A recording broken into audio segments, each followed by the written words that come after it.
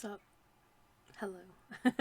Good time zone. And what is up, gamers? Hi, everyone. Welcome in, and happy Monday to you. What an interesting day it is being.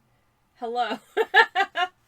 I just want to apologize about the last minute programming change on Friday. It was quite frustrating, in fact, because I'd expected to have had someone coming around the house first thing in the morning, and they ended up not arriving until like 11:45. At which point, if you know, it had taken like, I think they were finished here about 1, and it just didn't feel good to like attempt to start streaming for like 30 to 60 minutes at that point. So I decided to just call it. I'm not going to be able to because I didn't know how long they were going to be. And they ended up being much later arriving than I was expecting. So there just wasn't time, and I felt very sad because I'd spent the entire morning in like waiting mode for someone to turn up. And as I think I mentioned last week, having people like strangers in my house is already like a very stressful experience. So I was extremely frazzled, and once that was all over, I literally just went and like lay down for like an hour because I could not cope with doing anything at that point. But I'm good now. I'm all good now. It ended up being, well, I was going to say it ended up being fine. It didn't end up being fine because a few hours after the electrician left, one of our light switches intermittently stopped working. Seems to be more or less okay now. I think basically like the on-off switch mechanism got like loosened or something, because it would like switch on for a second and then switch off again. I'm gonna switch over to my camera, by the way. There we are. Hi. It would switch on for like a split second and just kind of flash and then switch off again. And then eventually it would just switch on and then occasionally not switch on. So it seems to just be switching on and off properly now. So fingers, toes, arms, legs, and eyes crossed that I don't have to get another electrician out to fix that. So, yay. Anyways, happy Pride Month, everybody, and welcome in. Hello, hello. Oh, jeez, I missed that Cece raided. I'm so sorry. I had just started stream. I was in the other room making a cup of tea. I'm so sorry. I should have acknowledged that straight off the top. Cece, how was your stream? You are still here. Okay, good. How was your stream? And thank you so much for the raid. I really very much appreciate it. Let me get a shout out for you in the chat as well. Y'all, if you're not following CC Draws, I very much recommend it. I absolutely love your artwork. I think it is so charming and so delightful, and I think everyone should see it. And as always, Raider's privilege. If there's anything you want to share with the class, you are more than welcome to whisper me a link. Whether that's what you were working on today, or a link to one of your socials where we can take a look at some of your work. I would be very happy to do either of those things. And for anyone who's new here and who's coming on the raid and is still here, hi, hello.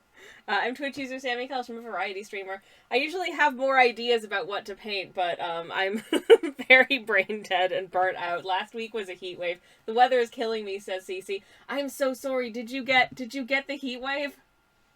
Did you get the heat wave? I'm so sorry. It is the worst, and I hope that you're able to cool down soon. Oh no, the link didn't work. Could you send me it in like a DM, like a whisper?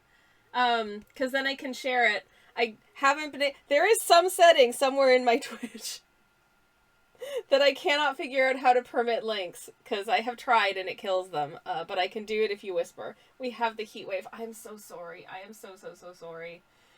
But yes, thank you, and hello. And Q2s wants to know about tea. How do you recommend incorporating bagged milk into your tea making process? You just pour it like any other vessel containing milk. You just pour however much milk you want into your teacup. I would do it after adding the tea, like the hot water, and letting the tea steep for a bit. I do not condone adding milk before adding the hot water and the tea. Yeah. Anyways, that's how you do it. In fact, haha, there will be a video coming up on my YouTube channel where I actually show you how to do it. I give a demonstration, so just you wait to see how it's done. And Alcohol, thank you very much for the lurk. And Turnip, thank you very much for the look. Never put the milk in first, says Cece. I know. That's because it affects the temperature, and then it doesn't. I don't have a YouTube command. I have to type it in myself.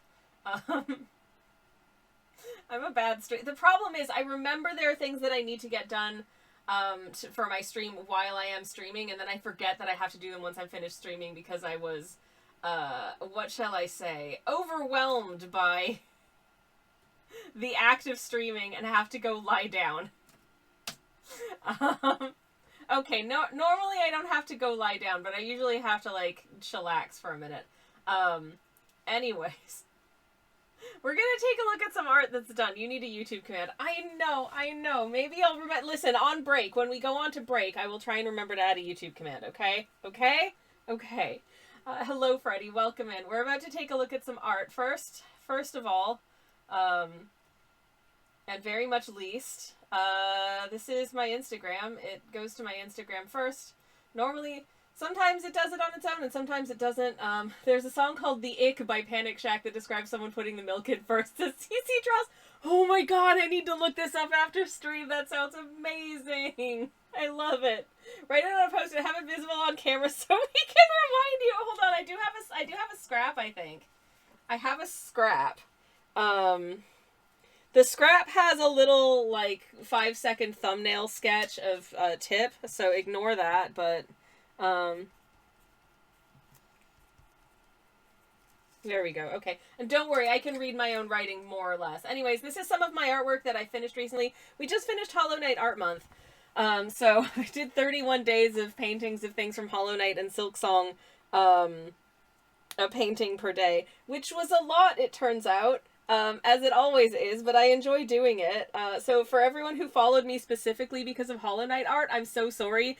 It's going to be very sporadic for the next, like, 11 months until we do it all again next May. It will come up occasionally, though, and I do still play Silksong on Friday mornings as well.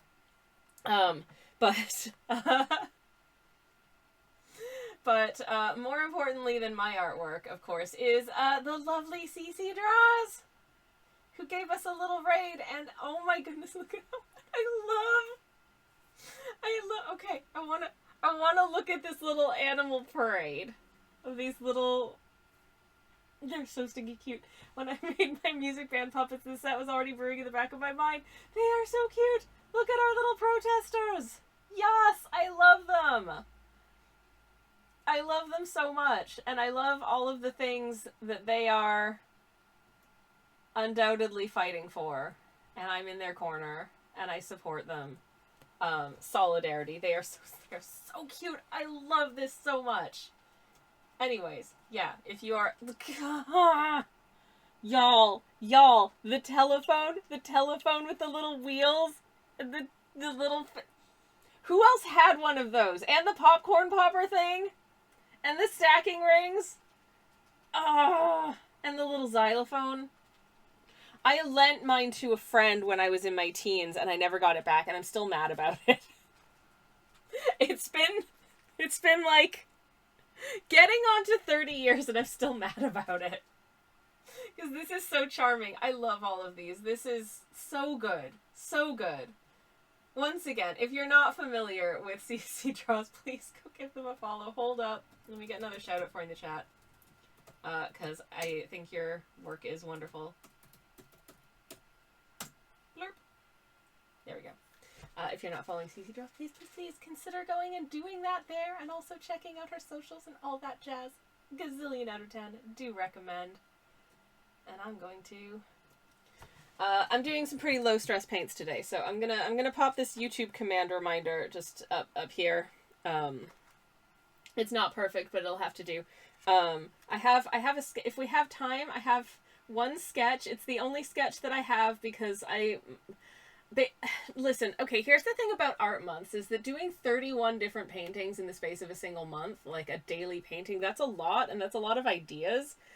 So I really haven't had any space in my head to think about what I want to do specifically for Pride Month this year. And all of the ideas that I have for paintings are not super Pride specific.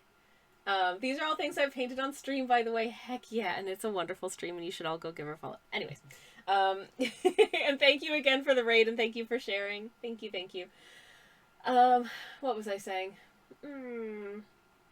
I forgore. Oh yeah, so I attempted to do some sketching on this bit of paper earlier, and it was not coming together because I have too many of the wrong ideas and not enough of the right ideas at the moment. So all I have that is actually drawn right now is this little guy who believes in you, and listen, the horrors may persist, but so does O'Brien, okay? That's all I have sketched. But I realized what I'm gonna do before I paint this bad boy. I am going to finally just get it over with and paint. Which is the side I'm supposed to? I'm trying to figure out which side I'm supposed to open this box from, because it looks like it was opened from this side because it's got a little sticker on it, but also this feels wrong because it's upside down. So I genuinely have no idea. But anyways, I bought myself some gouache paints. And I would like to actually swatch my gouache paints. So let's look at what colors I have first and foremost. So this is leek green, scarlet. I tried to, so I selected for, I think this color looks nice. Number one. Number two, it forms like a representative set of colors that I can do like many different color palettes that I would be interested in painting in out of. And also they have at least very good light fastness, just in case. Not that I tend to, my work when I finish painting, it usually just ends up in a pile, like just a stack of paintings. They're not getting framed and displayed anywhere necessarily, but hey, never mind. Yay, gouache, says Cece. Yay. I haven't really played with gouache paints that much. I do a lot of watercolors, but gouache, not so much. Because it was largely because it meant buying and paying for more paints, and I am also, what shall I say, a cheapskate. So anyways, so I've got scarlet, orange, leek green, patina, which I absolutely love. It's such a good color. Edo violet, specifically. Not just any old violet, but a very Japanese one. Cork yellow, which, again, I absolutely love. I cannot wait to see how it actually looks. Running out of space. Gouache does last you so long, though, says Cece, and I certainly hope it does, because this wasn't cheap. These were like 3 or 4 pounds each. By the way, in case anyone's curious, this is from the Holbein Artists Gouache range. I had heard good things about Holbein as a manufactory of gouache paints, and so I was like, okay, that's what I wish to give a go then. I think I'm gonna pop violet up here, just so we have a little bit more space for everything. Here's black. It's just plain old black. Holbein is the best, says Cece. Oh, thank goodness. Well, glad to hear it from someone who's familiar. Ultramarine, of course, my beloved. The best amount of marine. Primary white, and then I've got some more. I've got some other ones. I forget what's in this box. What's in this box? There's just one paint in this box, and it is, sweet, it's burnt umber. So I've got brown. Good. And they were sold out of one color that I wanted, so I had to buy the Schminke version instead. I have no complaints about this because I think Schminke paints are also very, very good. This is their quinacridone violet, which I adore quinacridone violet, so yippee. Good. More of it. Yay. Cece says, I solely paint with Holbein, their acrylic gouache, for years, and I'm yet to finish a single tube. Oh boy, that bodes well. That bodes very well, because I hate using things up, and I hate running out of things, and I like things that last a good long time. I have no idea what I'm going to do for my first painting with these bad boys, but I figure we can at least, color some stuff in and see what they look like, and then decide what we want to do with them. The other problem is that the tubes are take up a lot of space. So I'm going to put them away, but in the order that I have placed them in, so I can make a beautiful, very comprehensive rainbow of little swatchies. Oh, I am so sorry for the shaky cam. Is everybody okay? Also, how was everyone's weekend? How are you doing? I hope you're well. I hope you had good weekends. Okay, so I've got my red, orange, and yellow. Good, fantastic, and black. And then we'll figure out what to paint with them when I'm done, at least just putting little blobbits on the page and seeing how they look. I like to use normally a specific... I like to use these flat brushies for swatching. I use them for basically nothing else, so maybe I shouldn't be using them for swatching, but what the hey. I will dampen this bad boy down so we can... Prince Freddy says, a rainbow of swatches is very pride-coded of you. 10 out of 10. Thank you. Katie says, the quinacridone looks red-violet compared to the other violet. Yes, it is. So, specifically, with regard to our violets, I did want to get both instead of just having like a single violet. I did decide to get both specifically because I think the Edo violet it's reading even more so on camera a very blue sort of leaning violet, whereas the quinacridone violet is a much more like sort of on the red pink side of violet. And so I feel like having the two of them will give us a nice balance of that kind of side of the rainbow, which I think will look really nice. Also, I just really like both of these colors. There was a really long time where like I had a moment where I was really into purple, like just purple stuff, purpleness. My hair was various shades of like lilac and lavender for a while, or darker purple even. And I would wear a lot of purple. I've kind of moved out of that phase, I guess, but I still think it's a really beautiful color.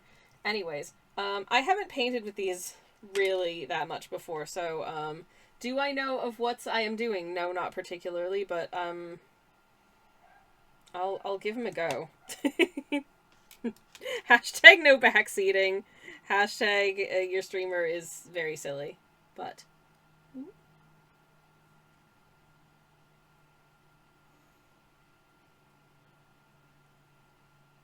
So the fun thing about gouache is that you can have more of like an opacity of color and stuff than you do with I picked up a ton of paint, didn't I? Than you would with like a watercolor, which is very, by its nature, is generally very transparent. But you can thin it out to a transparency as well. So I wanted to kind of see both with my little swatches. So here we are. And now I'm annoyed that this isn't quite squared off. This is just a smush of paint to see what the paint looks like. Why am I like this? And instantly, okay, so I can see this is very pigmented because instantly, oof, my water is bright red. Oh boy. I might have to do like a water change in between doing sort of the warm side of the spectrum and then the cool side of the spectrum, just in case. Because I don't want very brightly colored paint water to impact the color of my swatch. I don't think it will, because I think these are quite pigmented, but I'm also just going to get the cap back on this bad boy so it doesn't dry out. But I can already see, like, I didn't have to smush any of this out of the tube to get this vibrancy, which is really nice. It's one of the nice things actually about painting on like an A6 sized canvas is that it takes a really long time to use up paints when you're using such little amounts of paint to begin with, in my limited experience. Certainly with watercolors it takes me a while to get through them, in part because of that. Ooh, this one's thick. This one's thick. How does that... It's a nice... I was trying to get like a reasonably... not quite necessarily primary set of colors, but like reasonably so. Also, I probably could have gotten closer to the upper margin of this paper, but never mind. Now I'm scared I'm going to run out of space.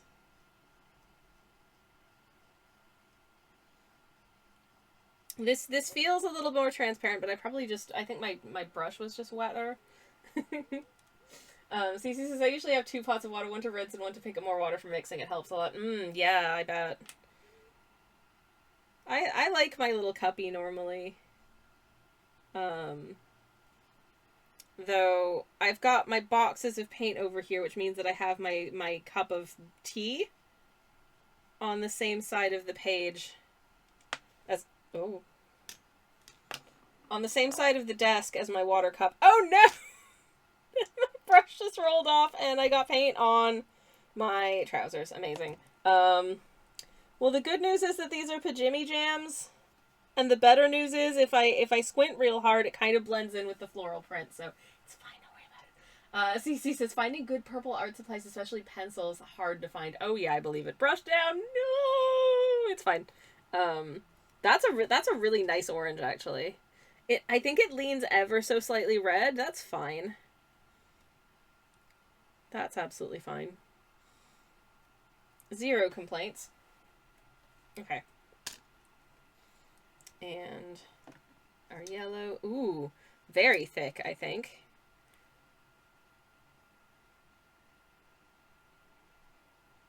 Some of these colors are kind of wild cards, at least in as much as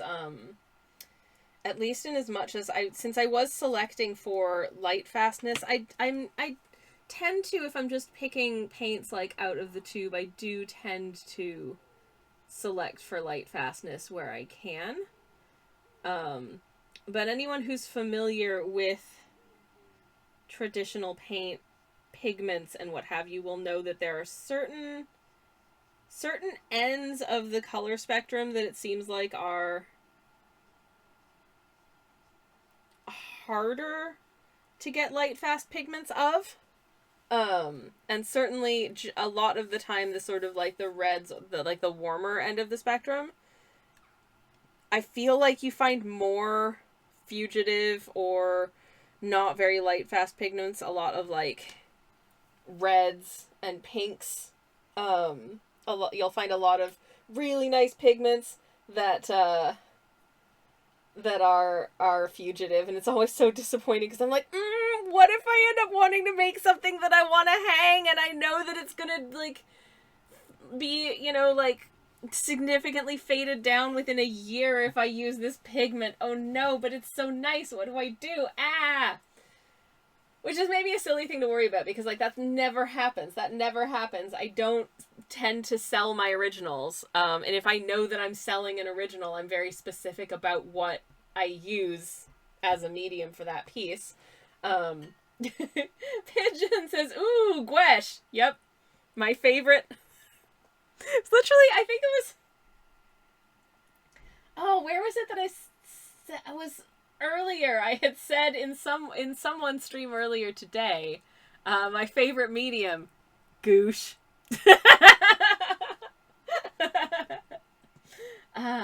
Anyways, Moriax, hello, welcome in. Also, Pigeon, how are you doing? It's lovely to see you. Moriax, yes, definitely, absolutely has no idea about what is being discussed. It doesn't matter, don't worry about it. Get a load of these lovely colors, aren't they something? Heck yeah, Gouache.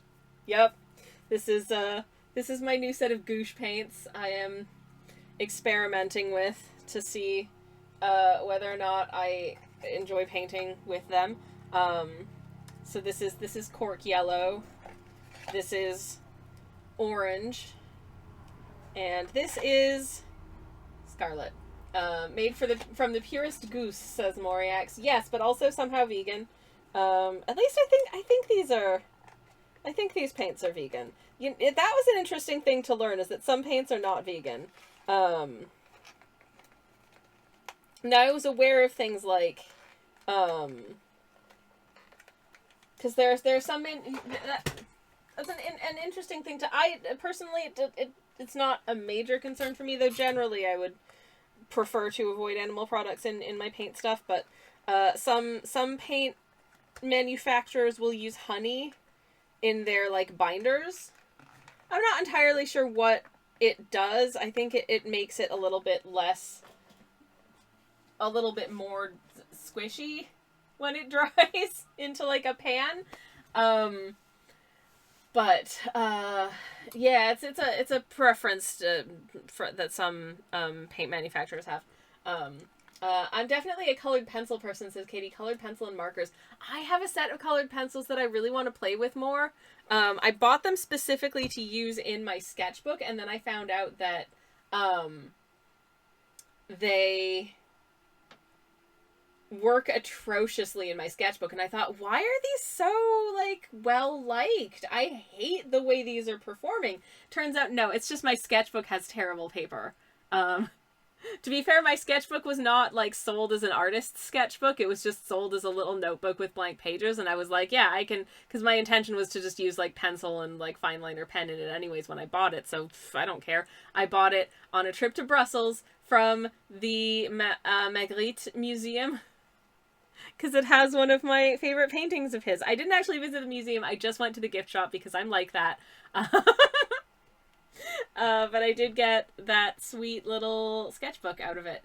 And yeah, the paper is not made for artist materials whatsoever, because as soon as I used the same colored pencils for something on, I think it was this is just like fairly standard 150 GSM Daler Rowney multi like mixed media sketching paper.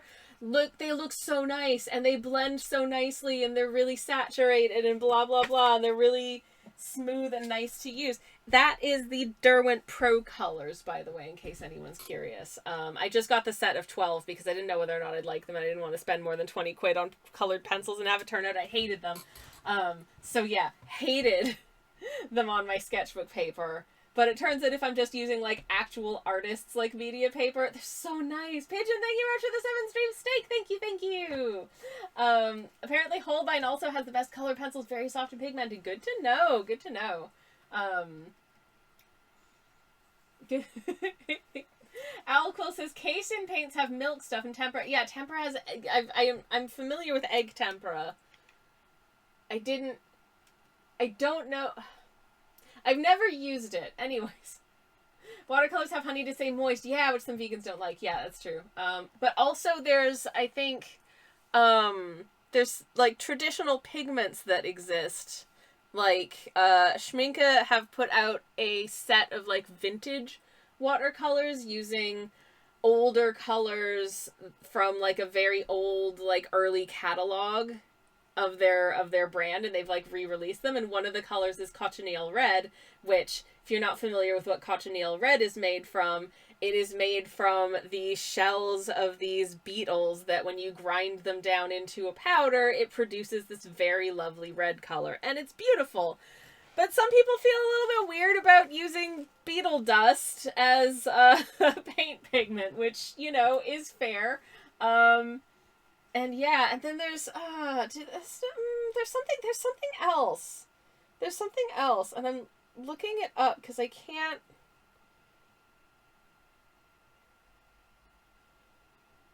I can't remember what it is. Oh yeah, Oxgall. The Art Supply Oxgall. Couldn't remember what it was for. But it doesn't. In fact, it comes from. It's like bile or something. That is used as like a flow improver for your paints. So that's also not vegan, surprisingly. Anyways. Yes.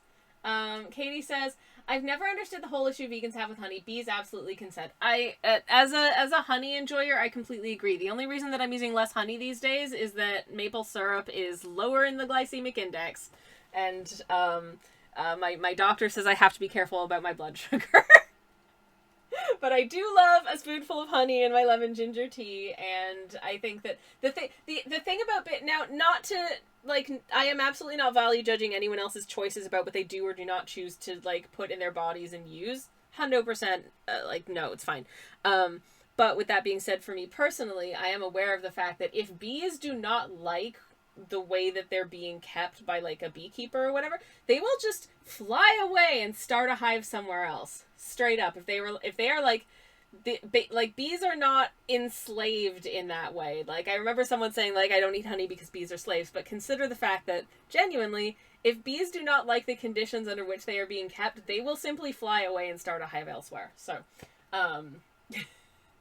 that's my beetle dust also be in foods and drinks, says Cece, like strawberry milk. And I think less so these days, but it used to be a more regular additive to like cosmetics as well, like you know, lipsticks and that kind of thing, because again it gives that shade of red. But yes, if you are strictly if you are interested in strictly not consuming bugs, I have bad news because you probably incidentally do anyways. Just in as much as they can be real tiny and they get everywhere, and sometimes they will just end up in your, like, no matter how hard you rinse it, there might be a super teeny tiny beetle that you can't see that's in your cauliflower, and it ends up in your aloo gobi, and you've eaten a beetle. It's like, don't worry about it. And I say this as someone who keeps largely vegetarian.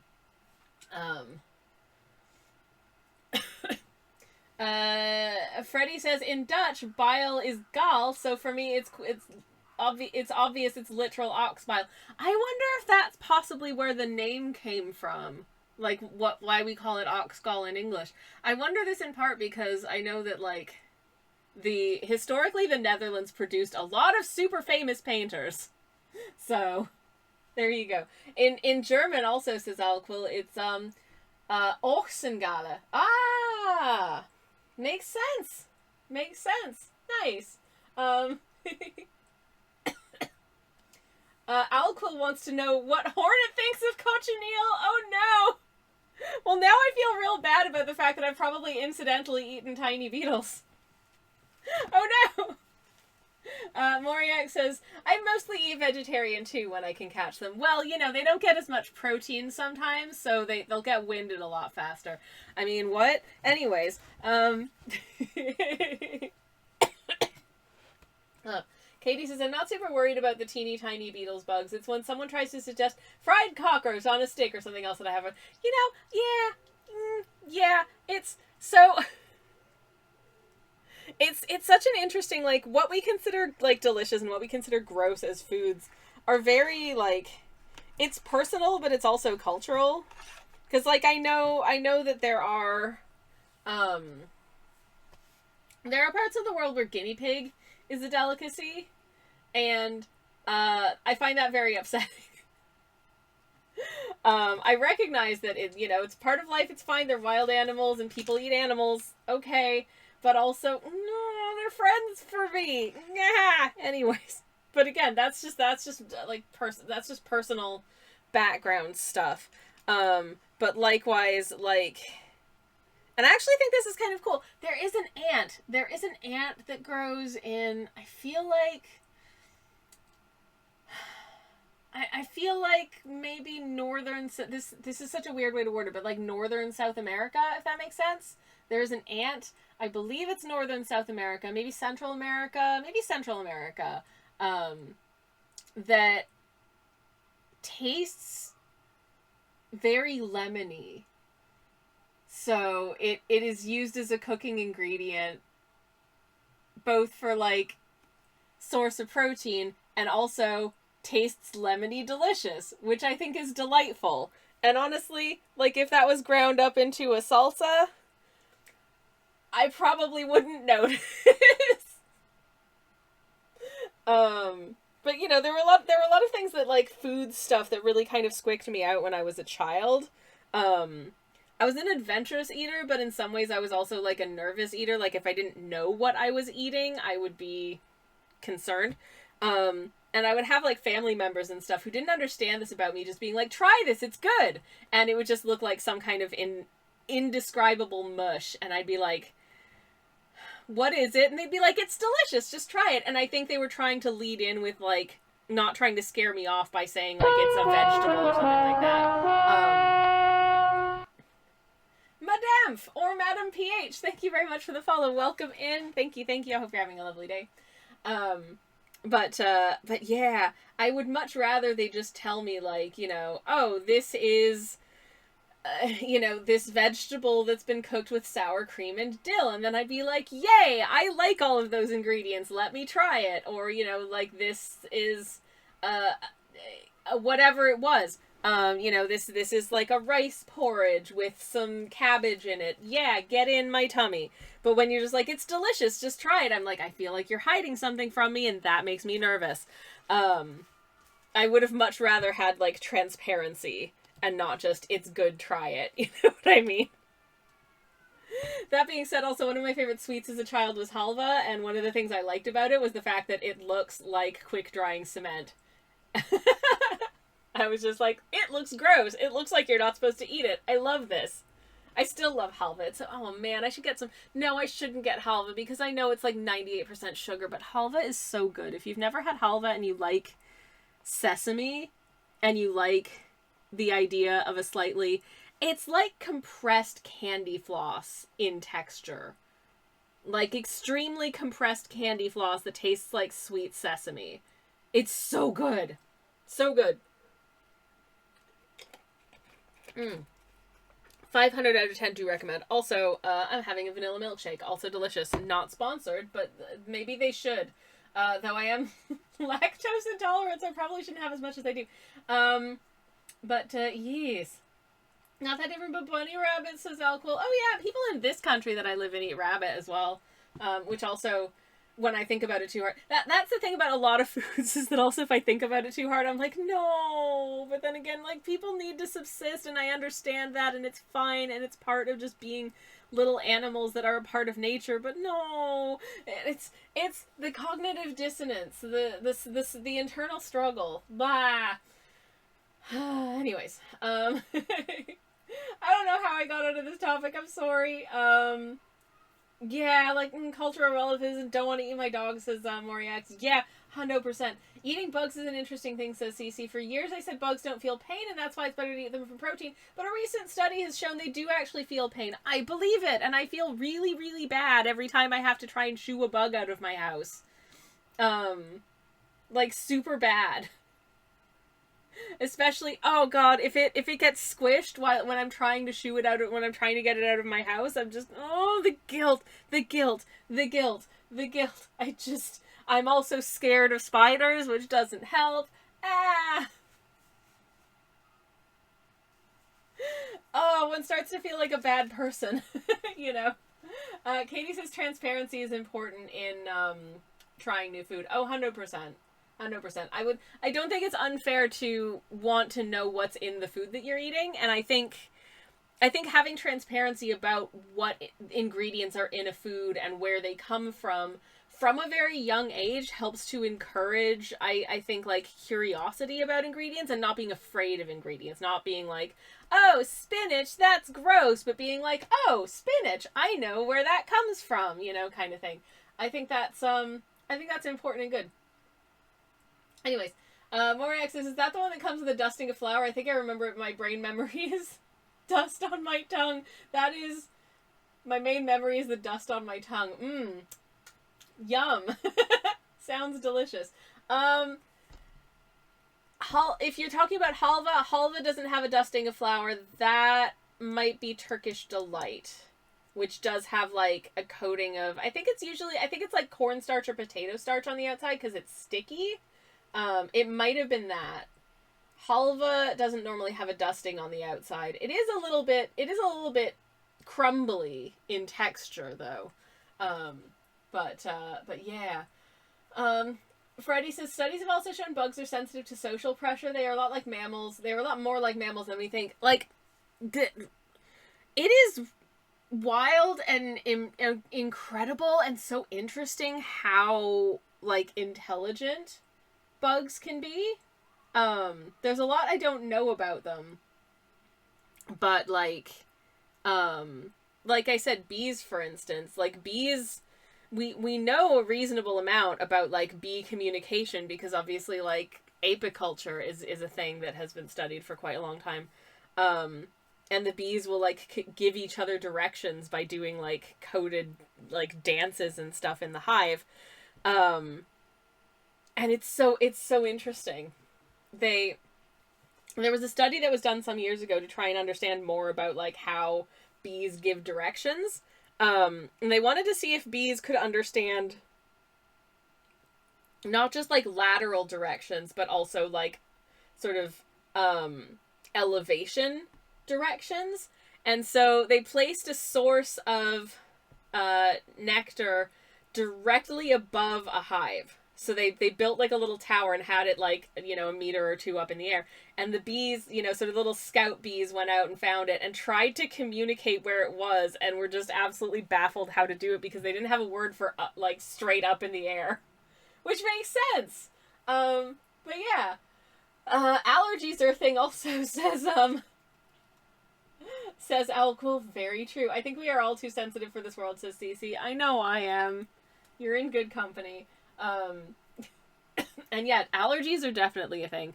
I want to know for sure. And sometimes like obscure allergies are a thing. I find it really frustrating when, oh yeah, so when I was in Canada, I was looking for specifically like granola bars, muesli bars, that kind of thing. I really like the ones that they had back in Canada, and I don't like the ones so much that they have here in the UK. So I would have loved to bring back a box of delicious muesli bars, right? I couldn't find any that didn't have wheat flakes in them, except for this one brand. Everything they did was gluten-free and oat-based, which is fantastic. That's what I want to see from a granola bar. But it was a healthy brand, so to make things healthy, they also just had this, like, set of vegetable extracts that they put in all of their products, which included shiitake mushroom. And guess who is allergic to mushrooms? This guy! This little streamer! So I couldn't eat any of the granola bars that were gluten-free. So sad. So sad. Why would you do that? Ugh, stupid superfoods. The number of like I've had to learn the names of so many obscure mushrooms because they're like superfoods now, like lion's mane and reishi is another one that they will put in tremella. And they will put in unrelated things, including skincare products. I've had to weed out skincare products because, I was like, there was this one skincare product that was, it was like a moisturizer that had beta-glucans in it. Beta-glucans I know as being an ingredient that you find, like a fiber that you find in oats that's good for regulating your blood sugar. So I'm into that. But then it turns out that beta-glucans are also present in mushrooms, and the beta-glucans in this moisturizer come from mushrooms. So I don't know if I'll have an allergic reaction if I put that on my skin. No. And also, oh god, a lot of cosmetics and skincare products will just use the scientific names for things, so you have to know the scientific names for things as well. I have to do a lot of looking up, basically. Catching up with chat. Bumblebees like to play with balls. Oh, they're so cute. Also, yes, I love that. Also, bumblebees, when they're in the hive, if they bump into each other, they make a little whoop sound. Just like person bumping into a person, you know, sort of like in the supermarket with their trolley or something like that, will go whoop. They will make a little whoop when they bump into each other. And I'm just so cute. They have caught it on film and I think pitched it down so humans can hear it, and it's so cute. I mean, it is just a little like whoop whoop whoop whoop. It's adorable. The concept of up and down must be very different for a species that can fly, says Moriax. Yeah, definitely.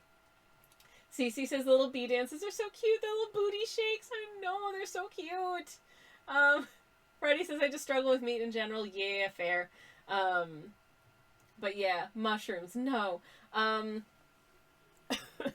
Freddie says it's also weird as mushroom allergy is pretty common. No, I know of one other person who is also allergic to mushrooms, and it is my Uncle Frank. So, I think he's also gluten. I think he also doesn't eat gluten. I think none of these things about my digestive system are surprise. I just somehow inherited it all. It skipped a generation and jumped across siblings, and I got it all from my Uncle Frank. So, thank you, Frank. I love my Uncle Frank. He is a very sweet man. I didn't get to see him when I was visiting Canada, but I did get to talk to him on the phone for a few minutes, and that was really nice.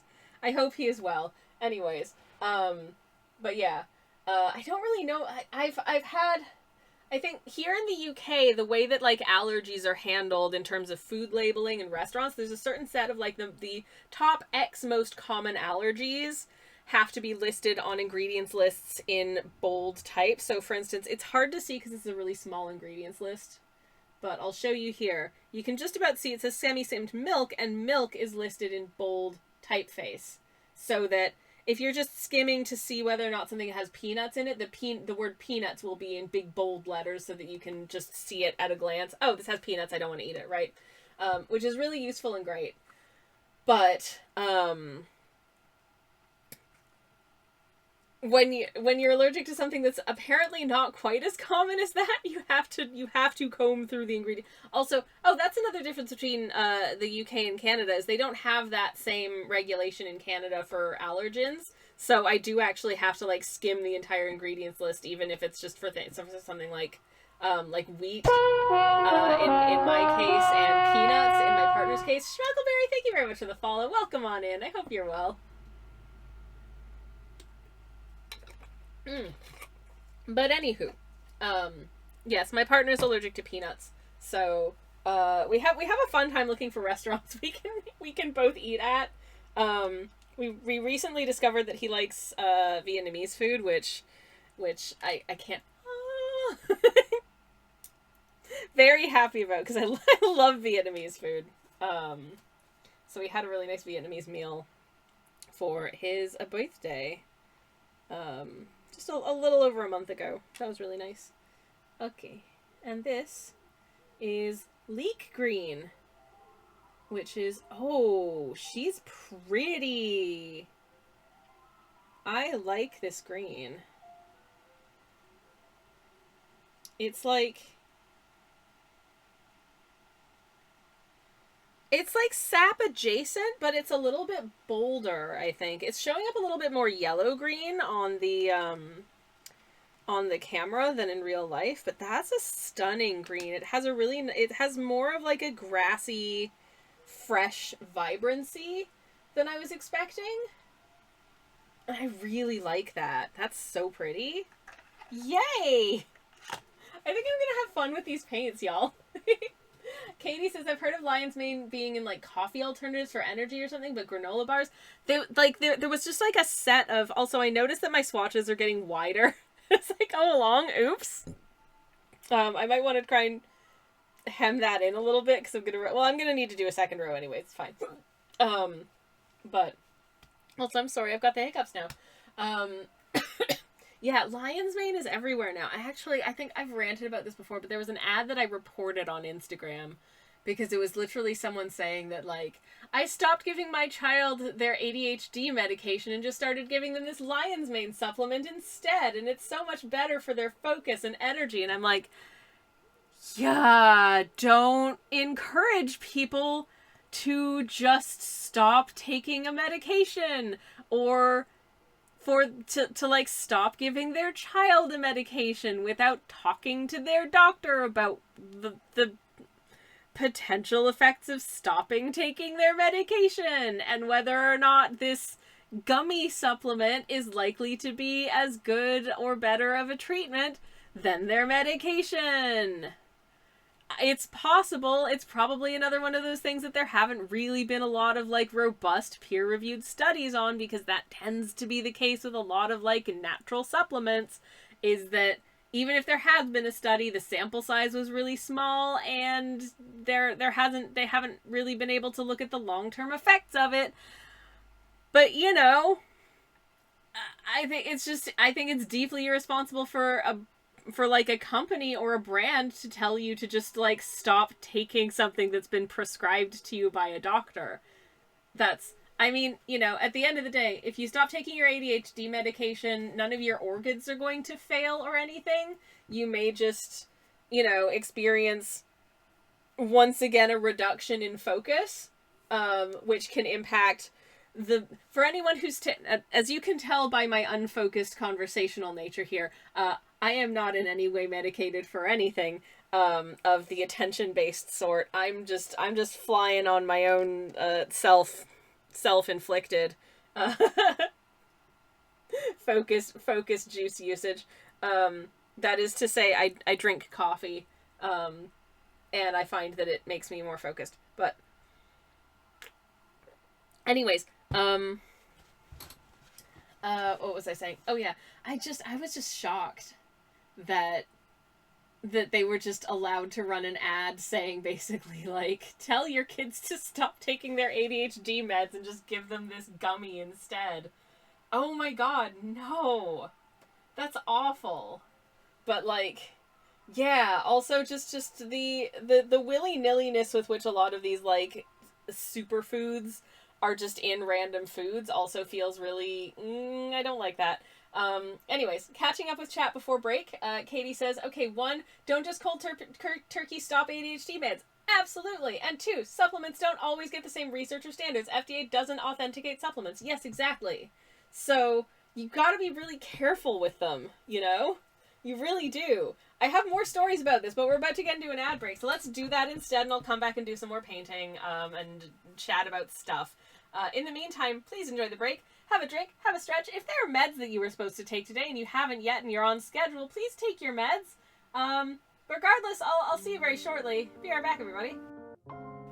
Yippee skippy, ads are done. Hi, everybody, I'm back. Hello, hello. Hope you remain well.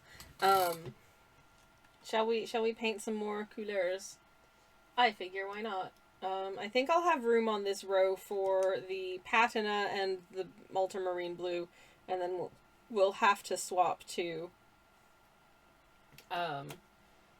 row 2 just for the purples, which feels a little bit silly, but here we are. So it goes. Okay. Patina looks to be nice and juicy, so that's fun.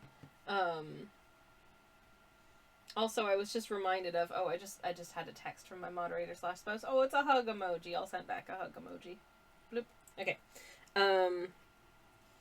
If patina looks like any other instance of the patina color type that I've experienced, it's gonna be pretty. And it is. Oh, damn, that's vibrant. Holy heck. That is so vibrant. And also quite, maybe this is related to how juicy it feels. It's very, it's quite transparent, I think, which is really lovely, but this is very pigmented as well. Super bright. It's the brightest instance of patina I think I've painted with before. It's quite close to like a viridian to me. Oh my god, you can't see anything I'm doing. Oh no. Apparently the camera broke. Oh no. Okay, well just give me 1 second, chat. Apologies for that. Let me attempt to rectify this real quick. Okay. Come on. Yes. Yay. Okay, we're back. Oh, thank goodness. I'm so sorry. I'm so sorry. That something went boop right as ad break started. Yeah. I'm so sorry about that. Anyways, this is patina. Now you can see it. You didn't get to see me paint it in. But I promise I was. It's really interesting, actually, because if you look at the color on this, it's such a dark color on the label that it almost looks black to me. Like, it's very close to black, the color of the paint on this Duda. But it's not. It looks like that when you paint it, and it's really vibrant and beautiful. I like that color a lot. I think that's really gorgeous. I think that'll be fun to work with. Even though lately, saying that, lately I have been painting a lot of very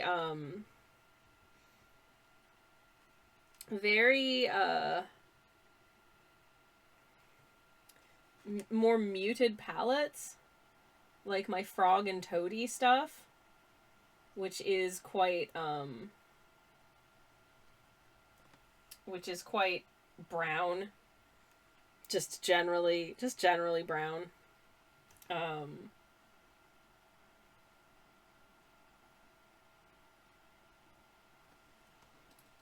Okie dokie. Ta-da! Oh, wow. Oh my god. Camera is doing some interesting things to some of these colors. The red, pretty bang on, but it's a little bit brighter. The orange, pretty bang on, but a little bit brighter. The yellow is exactly the same. The green is slightly yellower on my camera, and the patina is pretty similar, but I think it's a little bit brighter IRL. But this, for some reason, it's 2 shades lighter than it is on camera. I don't know why, but this ultramarine is a deeper blue by a not insignificant quantity than that. Like, it's literally just turned up the brightness on ultramarine specifically. Camera, what the nuts are you doing? This is once again why, like, I can never predict which colors are going to get absolutely just blasted into the outer space by my camera. It's very hard to predict. Because sometimes it just, like, can't deal with whatever shade of red I'm using. Other times it's just like, I don't understand this green. It's very hard to be... it's very hard to predict sometimes. It's super weird. Anyways. Get back in the box, Patina. I don't need you right now. Go over there. Okay.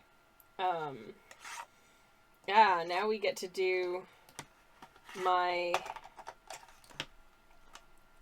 one color that is... We'll see if I notice a demonstrable difference. Yay! The technical issues continue. Is it even a live stream if there are no technical issues? Is it even? I don't know. I don't want to tell you about something that happened to me earlier today, but I will tell you about something that happened to me earlier today anyways. Oh yeah, also, in case anyone missed it while we were on break, I did the thing I said I was going to do. !YouTube in the chat if you want to subscribe to my YouTube channel.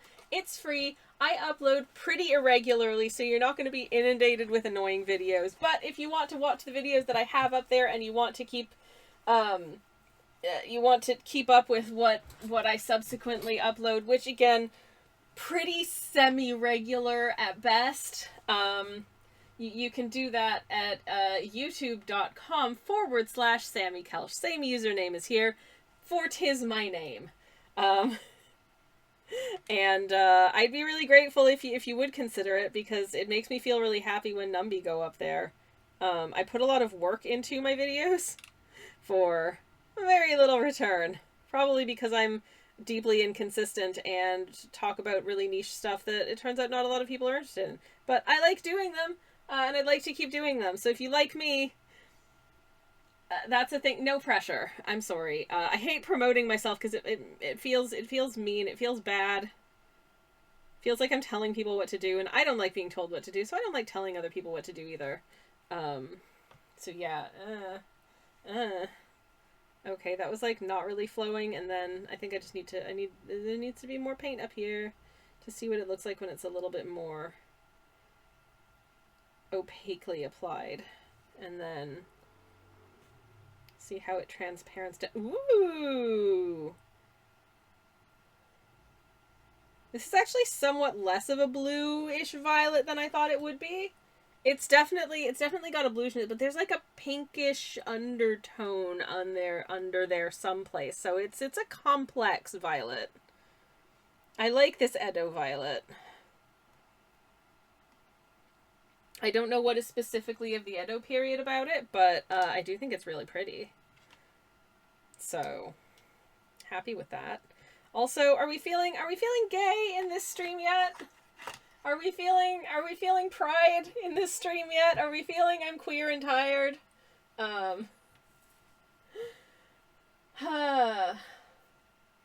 Katie says, the thing I like is I plugged Sammy Kelch into the YouTube search bar, and not only did the linked channel turn up, but also a second secret channel. Oh yes, I have a secret second channel, and the secret to my secret second channel, which, by the way, if you're not watching this live, there is a not not insignificant chance that you, yes, you, dear viewer, might be watching it on my secret second YouTube channel, which is youtube.com/@extra_Sammy_Kelsch, which is where I put all of my stream VODs.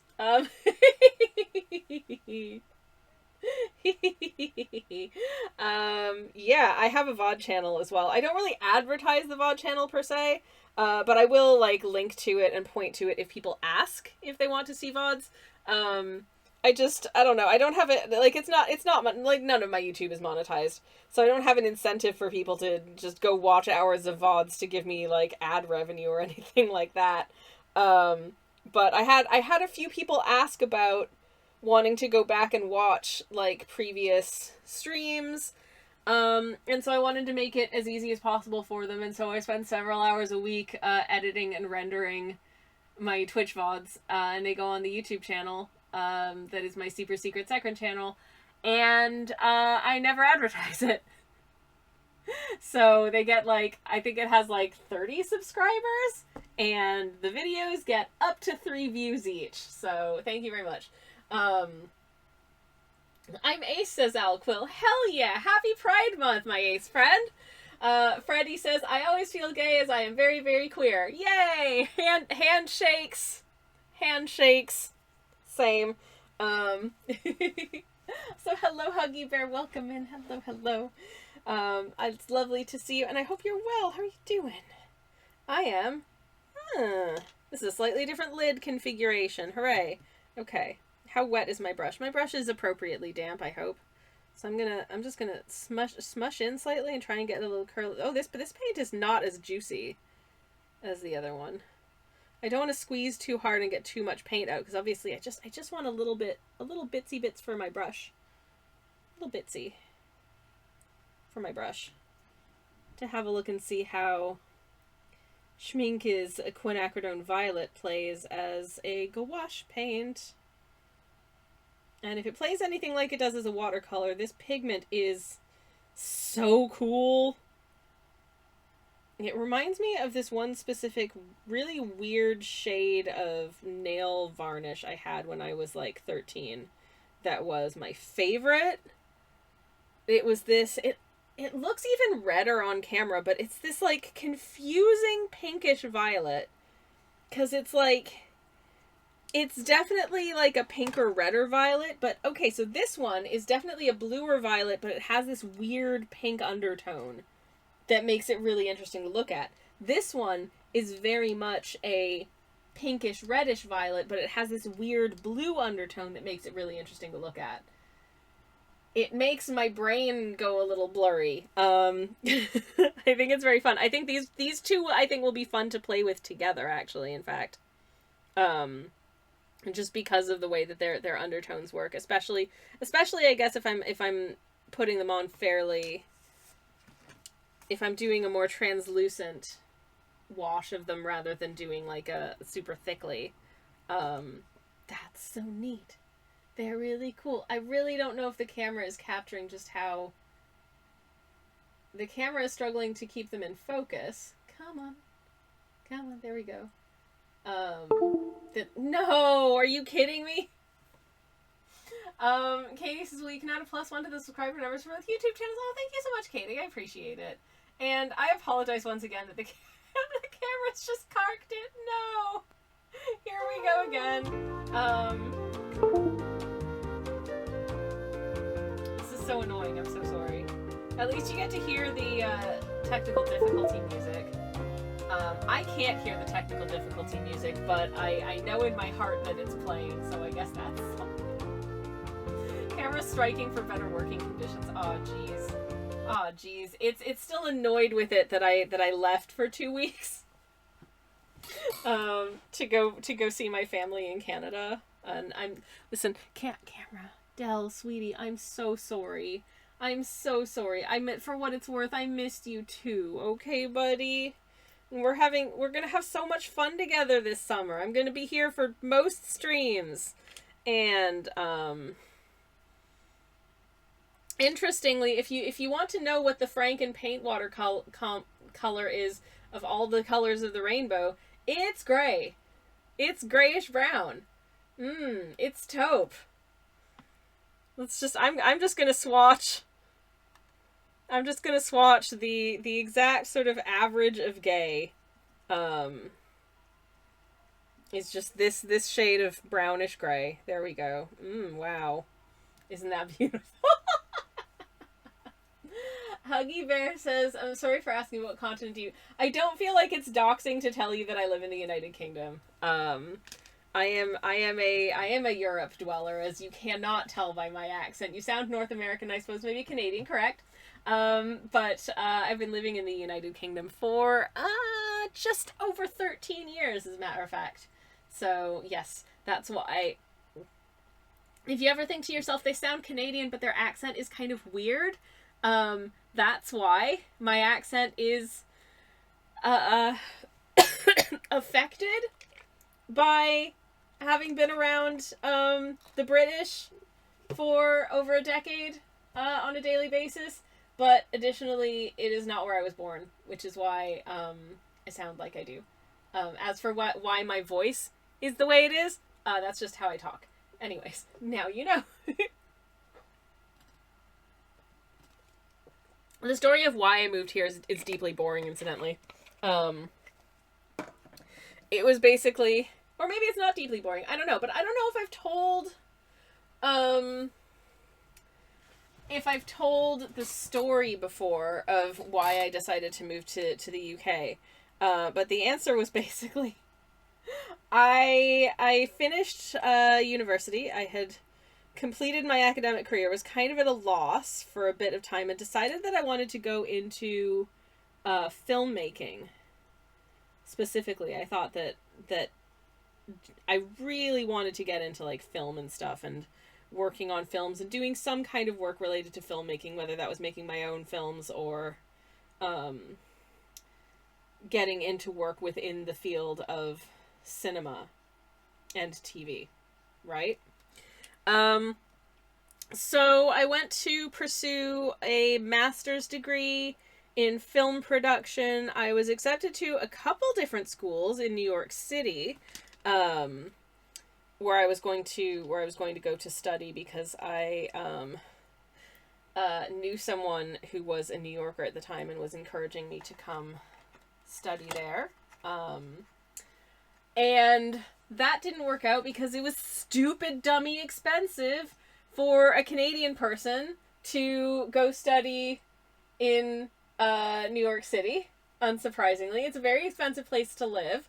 And the ability, even if I was doing like the master's part-time, which was an option, the ability that I would have had to work to do any kind of like job or work or earn an income outside of that was not enough to actually sustain my being able to like pay rent and tuition and feed myself. So, that fell through. And I was like, all right, what the nuts am I going to do now? And I spent a couple months kind of just like waffling about what to do. And I had a coworker whose grandparents, I think, were from Scotland. And she mentioned to me this visa scheme that existed for people under the age of 30 to move from a certain select number of countries to move to the UK for 2 years on this visa. And you could work with this work visa. And so I did that. On the advice of my friend, who is a producer, who, produces TV, he was like, you should move to Manchester. All of, like, the media production jobs are in Manchester, right? I was like, okay, because there is a lot of media production happening in Manchester. They've got big, like, BBC studios, and it's where a whole bunch of other stuff is filmed. There's a lot of media companies operating out of Manchester. And so I was like, okay, great. And I went there and, oh my God, there were no jobs. There were no jobs. Most importantly, all of the jobs required experience that I wasn't able to get.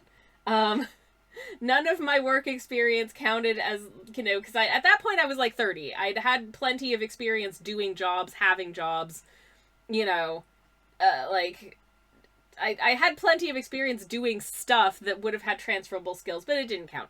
But also didn't count because I didn't have any work within the UK, which I think was a sticking point as well.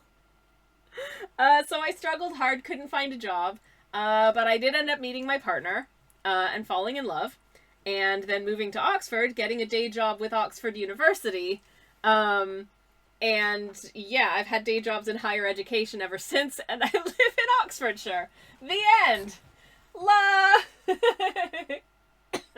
And that's the story of how I came to the UK. Ta-da! Anyways, Huggy versus, well, to be fair, I think Dutch people have a lot of trouble hearing the difference between Canadian accents and US accents. I mean, that's very fair. Like, there are, depending on what bit of Canada you are from and what bit of the US you are from, some of them do have a lot of similarity. There are definitely, like, tells that I can hear in, like, an American accent and a Canadian. Like, ask them to say something like sorry or college. If they say sorry or college, they're probably Canadian. If they say sorry or college, they're probably American. This is a broad generalization that's probably not correct across every single dialect, but it's pretty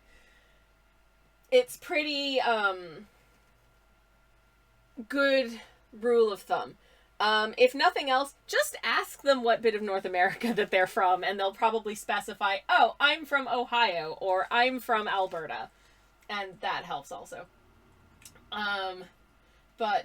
Yes, of course, stuff like New Jersey, Southern, etc., it's very obvious. You know, that being said, Huggy Bear, if it makes you feel any better, I actually know someone who, and I don't want to put them on blast, so I'm not going to say how I know them, but I know someone here in the UK whose hometown in Canada is about 30 minutes drive from my hometown in Canada, and asked me, oh, you're American?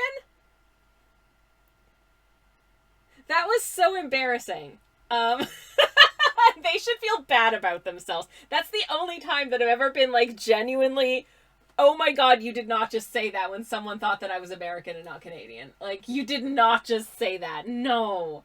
No. Stop it. Get some help. Oh my god. Anyways, Katie says, New York City is expensive, point blank. Never mind college in the area. Oh my goodness, yeah. It's, like, mega expensive.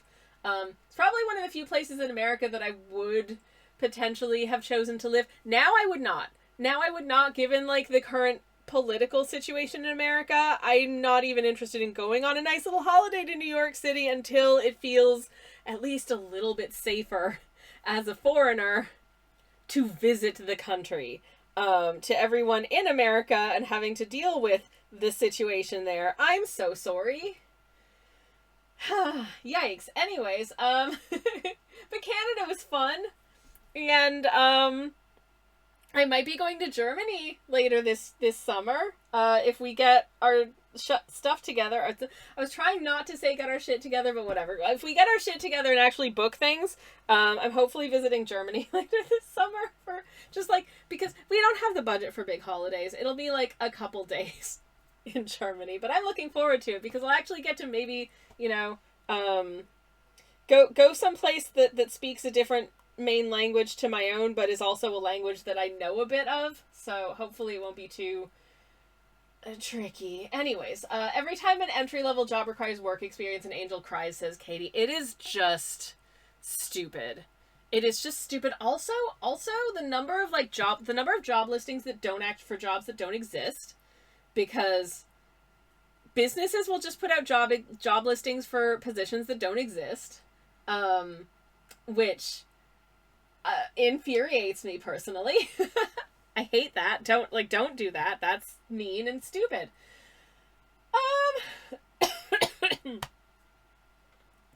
And also sometimes they'll just bait and switch. I once applied to an advertisement from an animation studio, and I was like, sweet, I would love working for an animation studio. Do I have... Now, my educational background is not, as you can tell, my educational background is not in fine art. My academic background is in cultural studies and literary theory, with a little splash of psychology. So, yeah, I applied to a job in an animation studio, but specifically it was a job working, like, in the office of the animation studio. So not doing, like, the artistic stuff, but doing, you know, like communicative things, or like some kind of office management. I can't remember. It was something I was qualified for, right? Anyways, get an email back from someone at the animation studio who was like, "Hi, it's Ginny from this animation studio I won't name because I don't want to embarrass them, even though, like, maybe I should put them on blast. No, I shouldn't. It was 12 years ago. Anyways, point being, and they asked, just curious because you didn't mention it in your CV, what sort of animation software do you have experience with? And I was like, I haven't used animation software because I'm not an animator. I applied to a job with your studio that was, like, an administrative role. I don't know how to animate. I'd never heard back from them. It's like,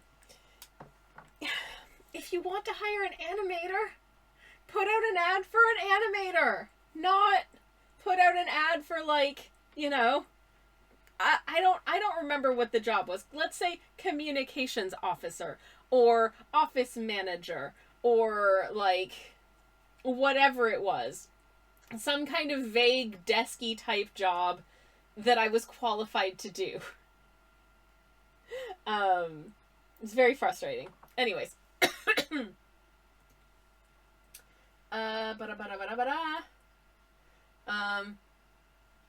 Yeah, let's not get into that, Huggy Bear. It'll make me sad, but I completely agree. I mean, don't get me started on what's the current doodads in the UK right now.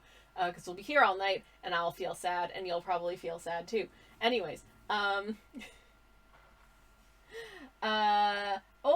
du sprichst ein bisschen Deutsch. Ja. Nur ein bisschen. Little bit. Un petit peu. Un peu. Do I know how to say a little bit in any other languages? Those are the most important ones. Kis in Hungarian just means little. Anyways. Alquil says hearing an Anglophone pronounce German correctly, it makes me happy. Same with the Dutch. So I actually, okay, I do not want to attempt any, because when I was about 13 or 14 years old, don't talk about your ages, chat, this is an adult stream for grown-ups, just as a reminder. But when I was in my early teens, I spent like 2 months every weekend taking Dutch lessons.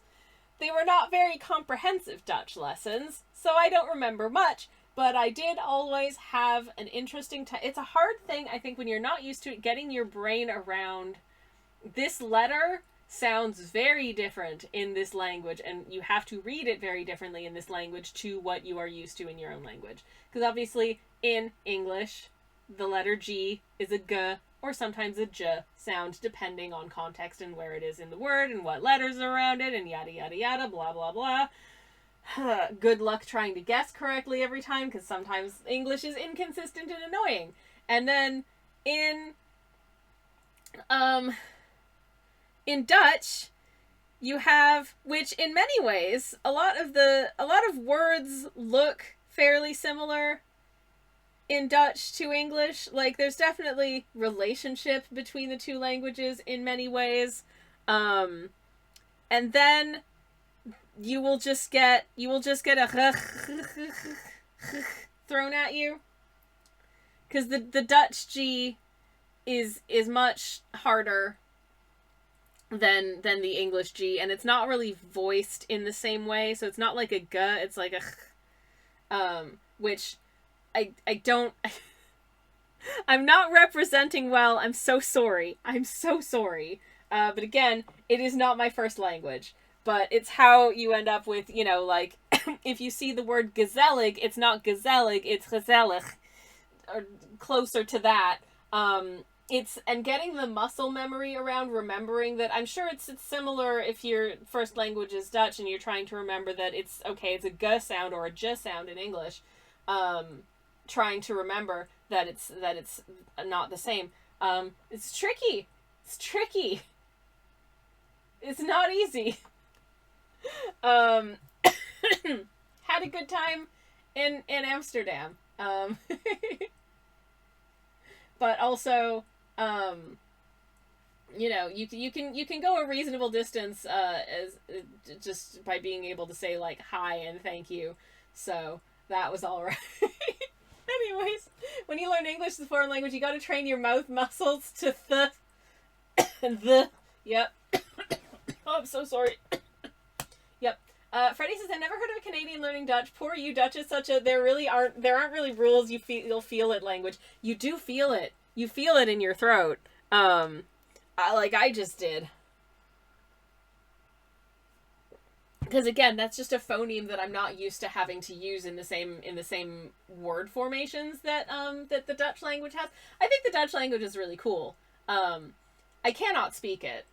I can recognize a couple of words now. Specifically, okay, when I go visiting a country that I don't live in and whose first language is a language that is not one that I speak fluently, one of the first things now that I teach myself is, what's the word for wheat?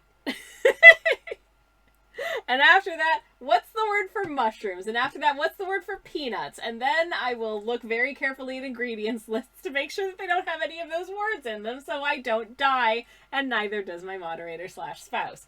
Because dying would not have been a fun trip to Amsterdam.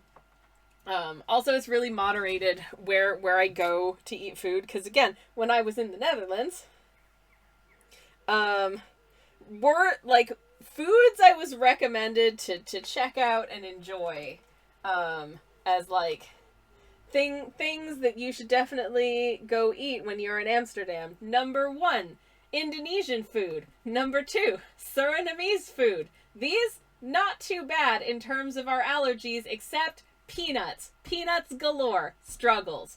On the other hand, like this one specific type of sandwich that I can't remember the name of, and also little croquettes that are covered in breadcrumbs and fried. So that's a no for me. Yay! Good times.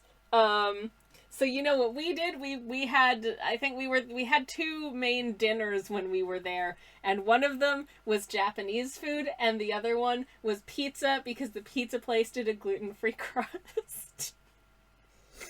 Really savoring the local cuisines with that. I did have some very nice Vietnamese food for a lunch as well. Oh, beans. Okay, anyways. Oh, heck. Oh, this black paint is trying to escape.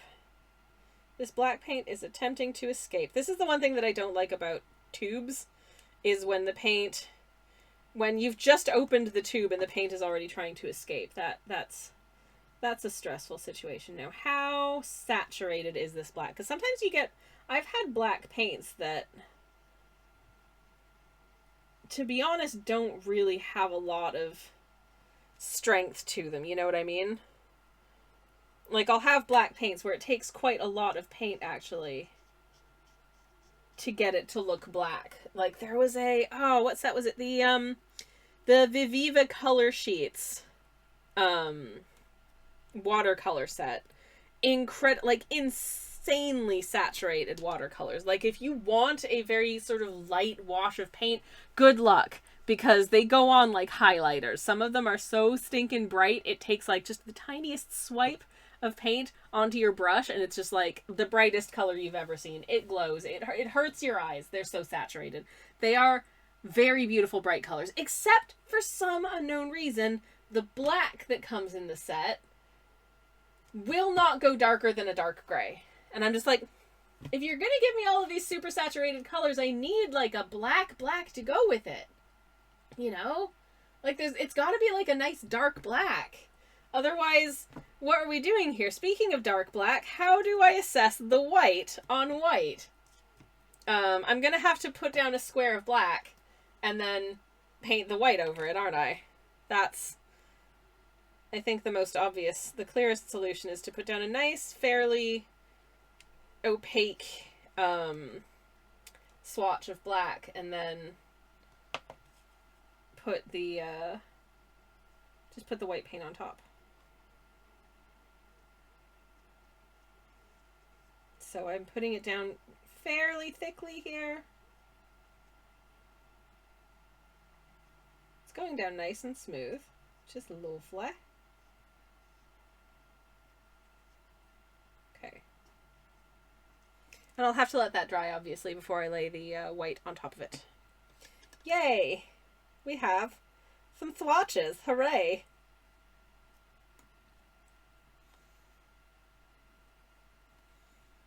But one of the things that's interesting to me about these paints compared to the paints that I normally use is that they should layer a little bit more opaquely.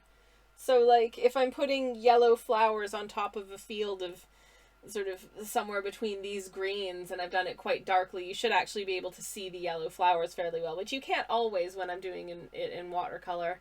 And so that'll be fun to play with. Also, this is the colors of the whole rainbow. It's kind of a grayish brown. That's neat. Anyways, today's tea, in case anyone's wondering, and I know that you are, it's lemon sherbet. So it's a fruit tea that's just, it's very lemongrassy. And I did it iced. Because despite the fact that the temperature's gone down outside, it's raining, in fact, which is very exciting. Hopefully it'll feel nice for the next few days. I'm excited for that. I'm not excited about probably having to go outside while it's raining, but as long as the moment is prepared for, I can wear my cute yellow raincoat, which I bought last year, and that's fine. And to be honest, it hasn't really gotten a lot of use because I try not to go out when it's raining. So I tend not to actually need it that much, which is great on the one hand, but also on the other hand, silly. Because I did invest in that. That raincoat was probably about 90 pounds. That feels very expensive for a garment for me. Maybe it's not these days. I don't know. I try not to fast fashion very much, but, my previous raincoat had like a plasticky coating on the outside of the fabric, and I got rid of it because it was literally like disintegrating and crumbling, and there were like just bright yellow flakes on like the shoulder of my top underneath and on my bag strap, and it was in my hair. And I was like, okay, this is a little bit gross. I think this coat is dead. And so this time I decided, okay, I'm gonna go to a slightly more, I mean, that was from like the coat was like 10 years old, so I mean, it had a good run. But it was still like bright yellow raincoat because I like, as much as, like, I think it's fashionable and cute having a bright yellow raincoat, but also I prefer it from a, if it's dark and stormy and nasty and visibility is somewhat compromised, I feel like I'm less likely to get hit by something if I'm wearing bright yellow.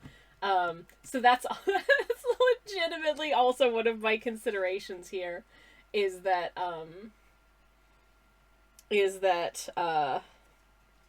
I'm nice and visible in a yellow coat. So I went and bought a yellow raincoat from, I think it was, I want to say Sea Salt. I want to say it was Sea Salt, which is not an inexpensive brand. It's kind of, you know, for not mega bougie, but definitely sort of outdoorsy ladies who are probably over 30. And gentlemen, because I think they sell, and NBs, because, I mean, they didn't kick me out when I asked to buy a raincoat. Yeah, it was, Katie says, it was nasty. It was gross. But this one is just made out of, like, the fabric itself is water resistant.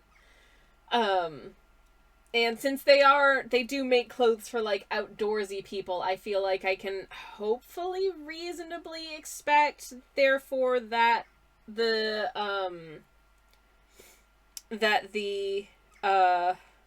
coat is going to keep me nice and dry. I feel like, speaking of nice and dry, I feel like that's dried enough that I can attempt to make use of my white paint on the top and see how it layers. Well, would you look at that? That's pretty good. That's pretty good, I think. I want to see if I wet slightly. How does that look? That looks gray. Okay.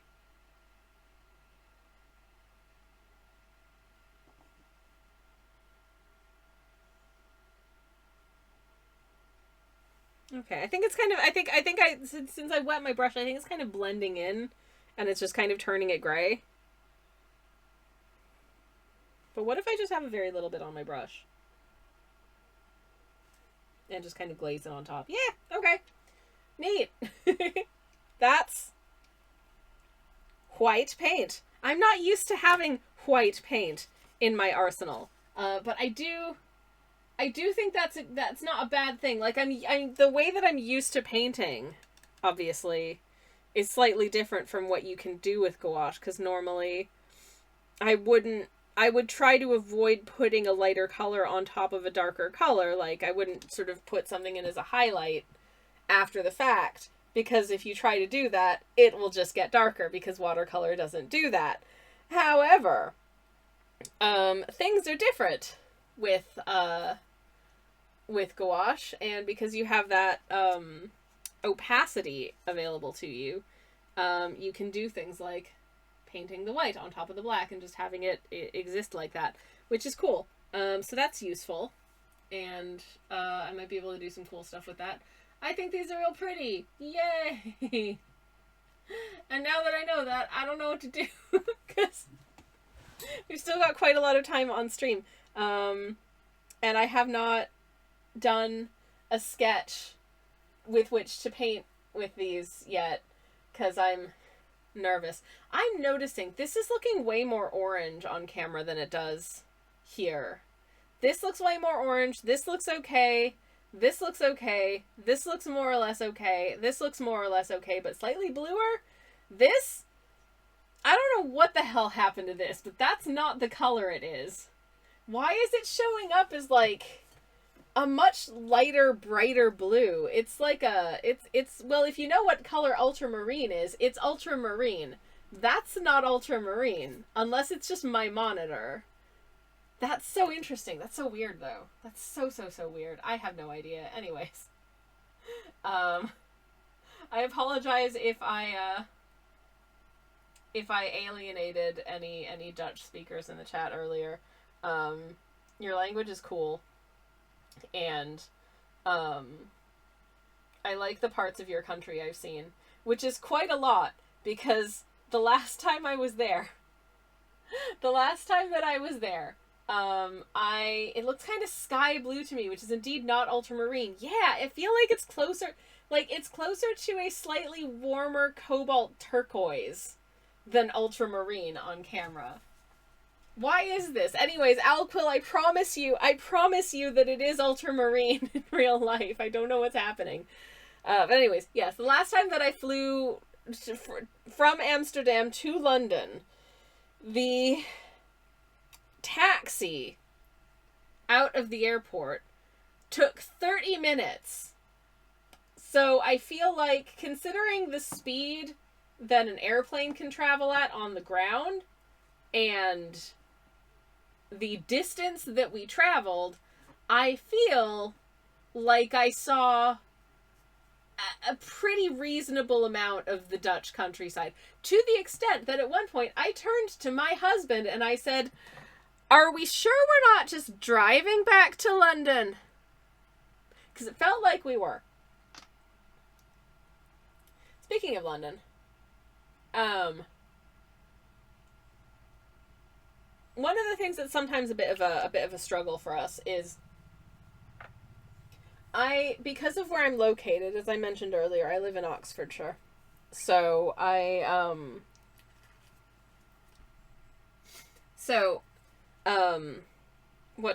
shall I do this? Okay, here's Oxford, right? Here's central London. Here's Heathrow Airport. Here's Gatwick Airport. Here's Stansted Airport. Here's London City Airport. All right? So I'd really rather not have to travel all the way into London and then out to another one of these airports to go to an airport. So we tend to restrict ourselves to places that we can go to that fly out of Heathrow, which sometimes is not, surprisingly not always easy, especially if you want like a not terrible time of day for your flight. And I generally want a not terrible time of day for my flight, oddly enough. Hello, Tals. Welcome in. I'm just talking about airports. But the other thing is, London City Airport could potentially be... It's more annoying because I have to go all the way into the center of London and then catch, a tube train instead of just getting a bus that goes directly to the airport, which is very much my preference. Because there's a bus that goes between Oxford and Heathrow, which is super easy and convenient. It runs like every 10-20 minutes, and it takes you directly to whichever terminal you're flying out of. So fantastic. But the other thing is, I don't want to fly in and out of London City Airport, because London City Airport is a city airport, and because of that, it's on a much smaller footprint, which means that so here's, as in an attempt to illustrate, here's your descent into, I'm just going to use mahogany brown here to demonstrate. Here's your descent into Heathrow, sort of like, okay, we're coming down, we're just starting our descent, we're landing, poof. We've landed on the ground, and we're taxiing to the gate, right? Okay, you're coming into London City Airport, all right, we're getting ready to do our descent, we're doing our descent, okay, we've landed. No! No. The landing is a very steep landing into London City Airport, and I don't love that. I know it's fine. It's perfectly safe. It's fine. They do this every day. It's whatever. It's like a bus ride, right? I still don't want to do it. I don't like that. Ugh. Flights are stressful enough for me. At least with like a short flight going in and out of other parts of Europe, it's close enough to us that I don't have to worry about being fed a meal on the airplane, because meals on an airplane when you're gluten-free and vegetarian and allergic to mushrooms are real hit or miss. Like, am I going to get tomato pasta? Can't eat that. Am I going to get mushroom risotto? Can't eat that. It's pretty 50-50 for me whether or not I'll actually get a meal I can eat. I don't want to order the gluten-free meal because what if it's got meat in it, which I also can't eat? Anyways. I was very grateful that last time they brought me, like, vegan Indian food. I was like, yay, yes, good. Give me this, like, palak tofu and some kind of beans with rice. I love it. It's delicious. It was really good. The steeper the shorter, I suppose, says Huggy Bear. Yeah, I guess.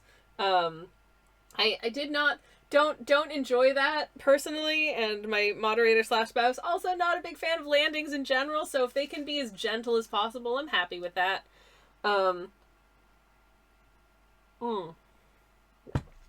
So yeah.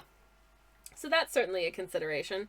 Okay, I'm switching to this. I'm gonna put these away. Yay! 3 stream steak! Well done, Tals. Thank you very much for watching my streams 3 times in a row. I appreciate it. Please enjoy your 3 steaks with whatever accoutrements you prefer. Personally, I don't know what I'd enjoy with a steak because I haven't had one in a very long time. Chips? I feel like chips is a popular accompaniment to a steak. If I'm having chips, I'd probably have ketchup. A nice dollop of Heinz ketchup out of a glass bottle. Yes. That sounds... Oh, man, I want chips now. That's one of the things that I brought back. So half of my suitcase when I came back from Canada was just, like, snacks and food and stuff. I got these... My father discovered these really delicious seed crackers. In the organic section at the supermarket, and oh man, they are fit as heck. I really liked them, so I bought myself a box to bring home, and they specifically had one that was everything bagel seasoning flavor, so it's got like the seeds and like the garlic and the onion and the of an everything bagel, but it's a little cracker, and oh my god, it's so nice, it's so good with a bit of cheese. Oh my goodness gracious.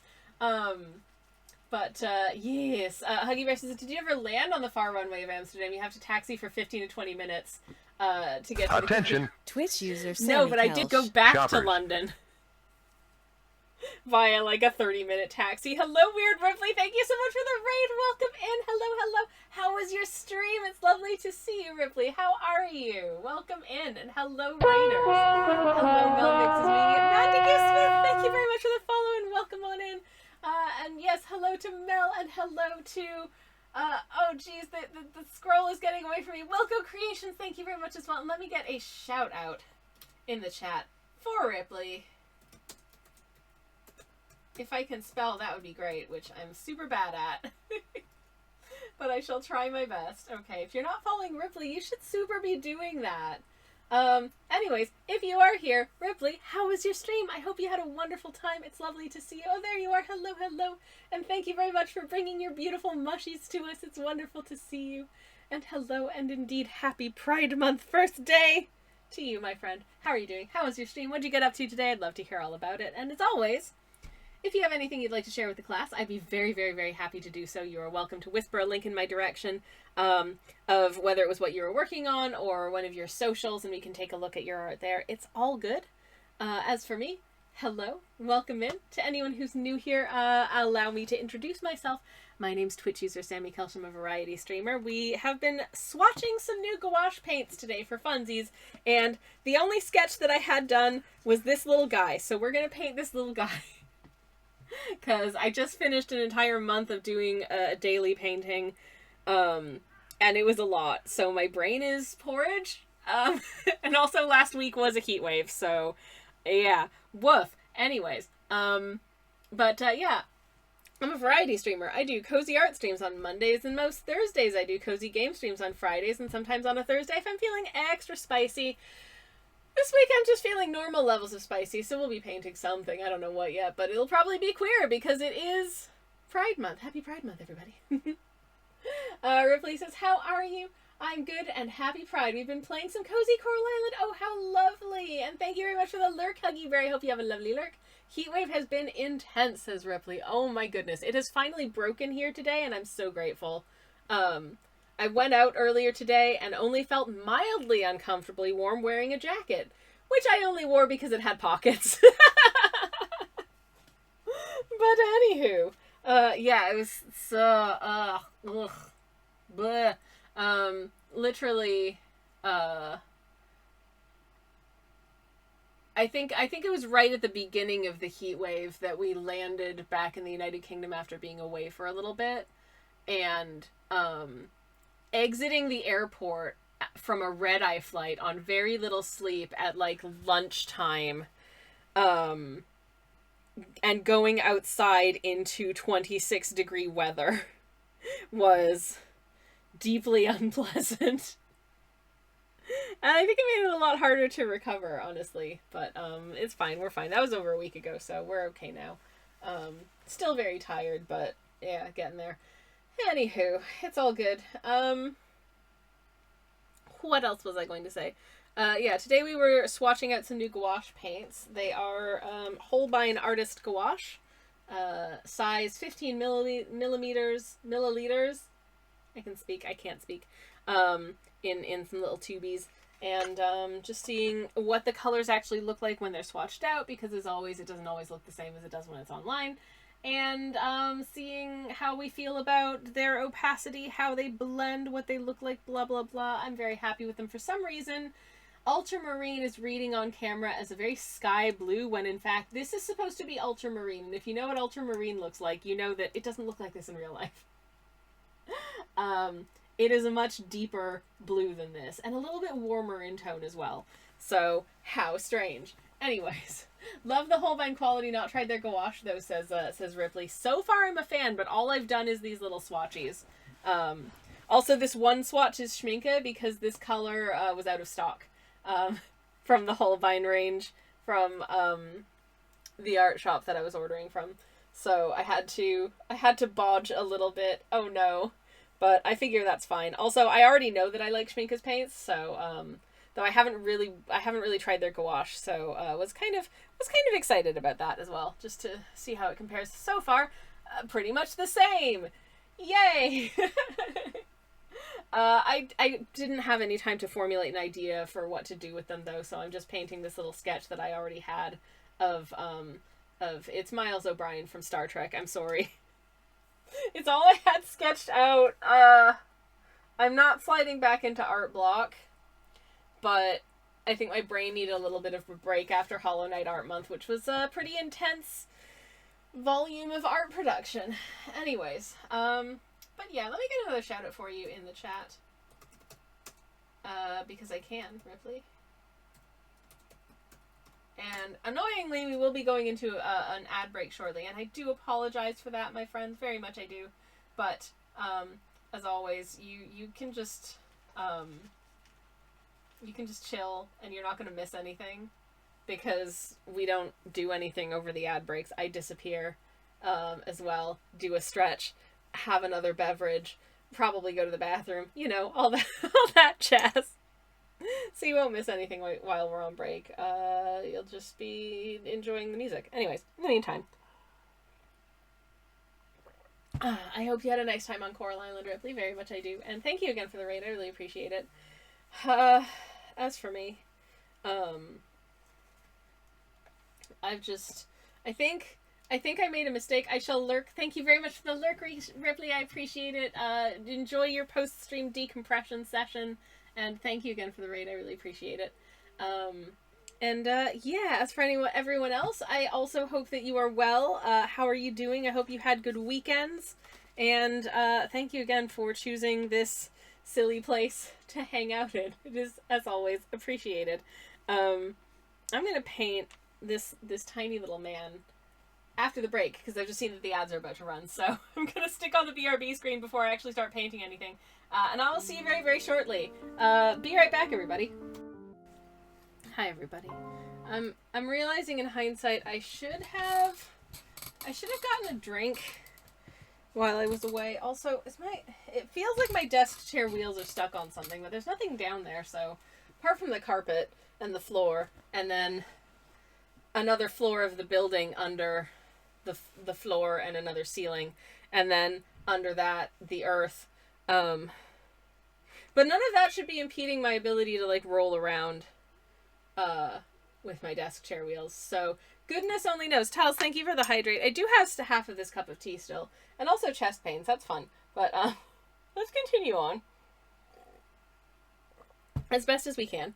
Painting this little man because I didn't have anything else prepared for today because I scraped into the end of Hollow Knight Art Month under the wire, getting it all did, which, don't get me wrong, felt really great. But I did indeed. Ooh, that's something we can do. So if you noticed that I missed out doing a tiny bit of yesterday's Hollow Knight Art Month prompt, no you didn't. But just for fun, I will tell you, chest pains are not fun, says Tals. No, it hurts real bad. I think it's just, my muscles have been very sore for the last week or so because of combined sleep debt, jet lag, and heat wave.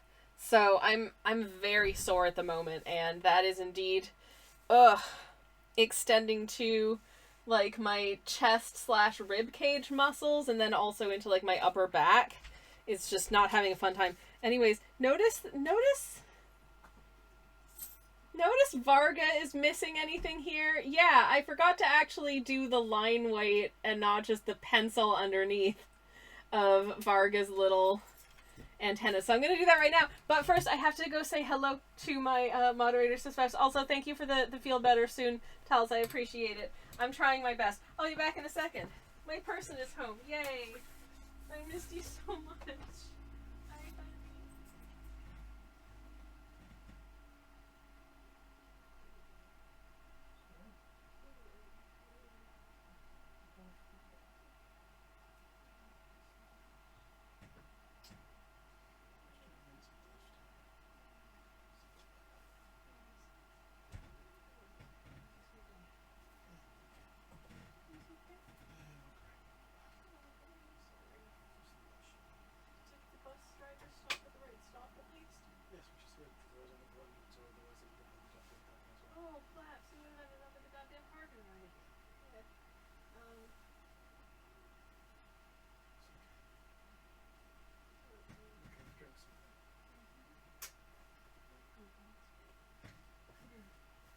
if you do happen to notice that I have like a fizzy drink in the fridge and you wanted to bring it to me, I wouldn't tell you not to. So you don't have to. I love you. One of the adult sodas, ginger or fruity. I don't care. I just need more beverage. I'm back. Tal's in the chat says hello, sweetie. He says thank you, hello. Thank you. Okay, I'm gonna do this thing that I definitely did not forget to do, and then not in my haste not notice till it was too late, and I'd already posted it everywhere. So I'm not gonna panic and freak out too much about it now, but I'm gonna finish it because I feel like a real ding dong for not having gotten this done before.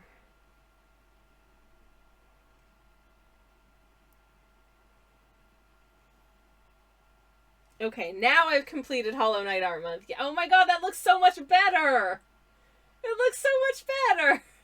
I was like looking at it, I was like, why doesn't Varga have any little antennas? The other two do, and then I looked closer and I was like, oh, that's not a design choice from Team Cherry. That was just me forgetting to paint them in. Oh no. So embarrassing. No one said anything because everyone is very nice, but I'm so embarrassed. Anyways, so that's done. I have completed Hollow Knight Art Month. Before I begin, I'm going to go on a little tour of all the paintings I did this month, or this past month, because I did a bunch of them. And I feel pretty good about that. I don't know why I'm saying this like I have uncertainty about it, like it's a question. No, I do feel pretty good about that, in fact. But if you want to see them, let's take a little... I don't know if you do, but let's look at them anyways. Tough biscuits. We're looking at my artwork. I'm sorry. Also, I don't remember everything that I did, so fun stuff. Anyways, this is Grand Bellway Station, of course, because, hey, if I have a means of shoehorning in special interests to my artwork, I'm gonna do it. Also, Hornet is wearing an outfit that I own and like, so that was fun, too. In fact, just so you know, the shirt and the, like, overskirt, the brown skirt, I made both of those myself. Like, I hand-sewed them, and I feel very proud of it. She's drinking an iced coffee, and this station is... I don't think anyone guessed which station this was based on, but I was looking at references of Notting Hill Gate Station when I painted it, so... In case you're ever at Notting Hill Gate and you're like, huh, that looks like a painting that I remember from Hollow Knight Art Month. It's not a coincidence. That was on purpose. Anyways, so that's that. This is number 2. And this is Xylitol. Because I think he's cute. Thank you kindly. And my moderator / spouse has just brought me a millennial soda, as I like to call it. Which is... It's like soda, but it has less sugar in it, and it's also a source of fiber for some reason. But I think they're tasty, so no complaints. Anyways, xylitol. I couldn't think of what like other like alchemy equipment he might have to do his weird experiments and stuff. So I just gave him a siphon coffee maker because I think it looks scientific and weird. So, don't tell. Anyways. And then obviously, Sherma. Because this is when I... Legit, if you were there for... on my playthrough on stream, when I got to this point in the game, I legit got a little misty-eyed with delight. Like, I wept with a little bit of joy at this. Just because it's so cute that you turn up to this, what turns out to be a little spa, and there's Sherma just splishy splashing in the water, like splashing his little hands in the water and just giggling and laughing and having the loveliest time. It was so cute. I love him so much. Sherma's my boy, and I love him with my whole heart. It was such a sweet, heartwarming moment of the game. Splish Splash, says Tals. I agree. Wasn't it? No, sorry, wrong way. And then following that, it's Mr. Mushroom.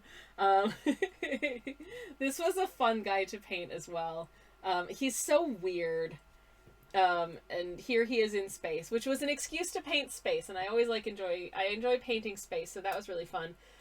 This was one of those prompts where there were like so many different ways that it could go because there are so many different like mother named or mother coded characters in the game. So I decided to do Moss Mamas. Congratulations on their bouncing baby. They're very happy. Those were very fun and cute to paint as well, actually. It's one of those like, what do I do with the background of this piece? And so it's just like, just a bunch of like moss balls, just a bunch of cozy little moss balls. I don't know. That's the fun thing about this game is that you can just kind of put some vague lumps in the background and it'll probably read as an appropriate background. Here's New. This was the Grand Hunt prompt.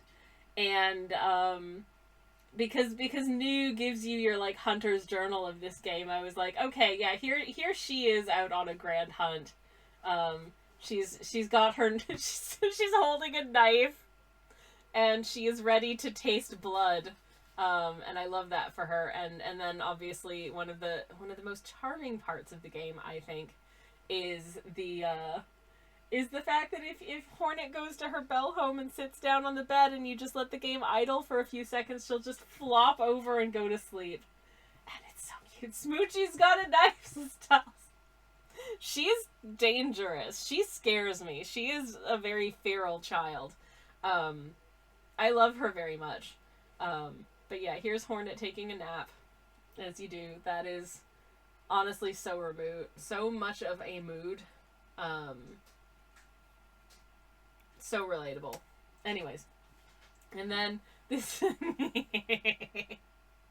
this is me maliciously interpreting a prompt word, because the word was vessel, and we know that vessel has a very specific meaning in these Team Cherry games. It means a very specific thing, right? So I was like, okay, but what if drinking vessel? And I just sent Hornet to the pub.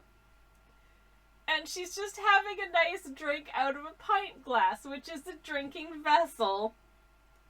Because I wanted to draw the pub, and I wanted to draw Craig, and, or Craig. I still don't know whether it's Craig or Craig. But, I wanted to draw that guy, because I think he's cute. And I wanted to draw Hornet just, like, leaning against the bar with a drink. Because I thought it would be cute. So I did. So there. And then obviously I had to get Phantom together with the other musical members of the cast of characters in this game and have a little jam session. They're starting a band. I think they would probably sound very good. I think they should play some music together. I think that'd be really fun and cool, and I love them. And that was that one. What's next? Oh yeah! Pigeon! It's so interesting to me just how much this creature reads a bird, even though it doesn't even have a beak. But it's a bird. That is a bird. 100% bird. And I love them very much, and I think they're super, super cute. And I think I also gave Hornet a little, like, hot chocolate or something. Yeah, she's drinking a hot chocolate for sure. Because it's cold up there. This again was just me being stupid. Alquil says, thanks for the stream. Need to wrap up my day. Thank you very much for hanging out, Alquil. I hope that the remains of your day go well. Yeah, thanks for hanging out. Tal says, love the pigeon. Thank you, Tals. I appreciate it. The word for this day was divine. So I'd already done a portrait of the character named Divine, so I was like, okay, what else can I do with this word? There is a lot of divine-related stuff in the game. Things relating to the divine as a concept. So of course, I went through HollowKnight.wiki and did a search for the keyword divine and saw what pages turned up, and found a piece of the Vault Keeper's dialogue in which he refers to divine music, and I was like, okay, yeah. Here's his divine music collection, and just put him, like, rifling through some records in a record shop. I had a lot of fun with the record covers. I do hope you can see. Did I do any close-ups? Yeah. If you just look at that one back there, please note the Zote Bowie, and also someone did recognize the Weezer Beatles, which I appreciated. And also, this was originally, I was going for Rumors, but I don't think it really reads. But I tried. I think those are the most important ones. Oh, and also please note that this is like the Andy Warhol Velvet Underground banana cover, except it's a mossberry, and it does say Andy Skonghall, but you can't really read it very well. And this is just Trobio, of course, because of course he's put out a record. Are you kidding me?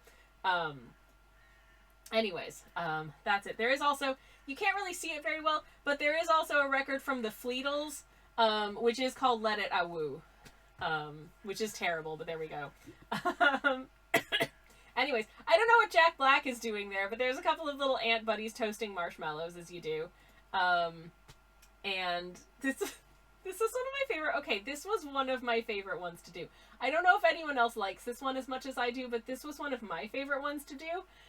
Because for the prompt Zotling, I just thought that it would be really fun, because there are so many different, like, creatures and the, shapes of Zotes that appear in the Eternal Ordeal. I thought it'd be really fun to just actually paint a whole bunch of, like, just thoughtlessly dab some blobs of watercolor onto my canvas, and then try and find ways of fitting them into Zote characters. Tag yourself. I'm this one in the bottom right hand corner who's just trying to crawl away. Yeah. Anyways. I did consider whether or not it would be fun doing that one as a sticker sheet if enough people liked it. I don't think anyone likes it, and you know what? I think that's fair. Blob Zote says Styles. Yeah. And then, obviously, happy Pride Month, everybody. They're on a date. Because I said so, and I can. But they're also enjoying, like... I have given them muesli bars.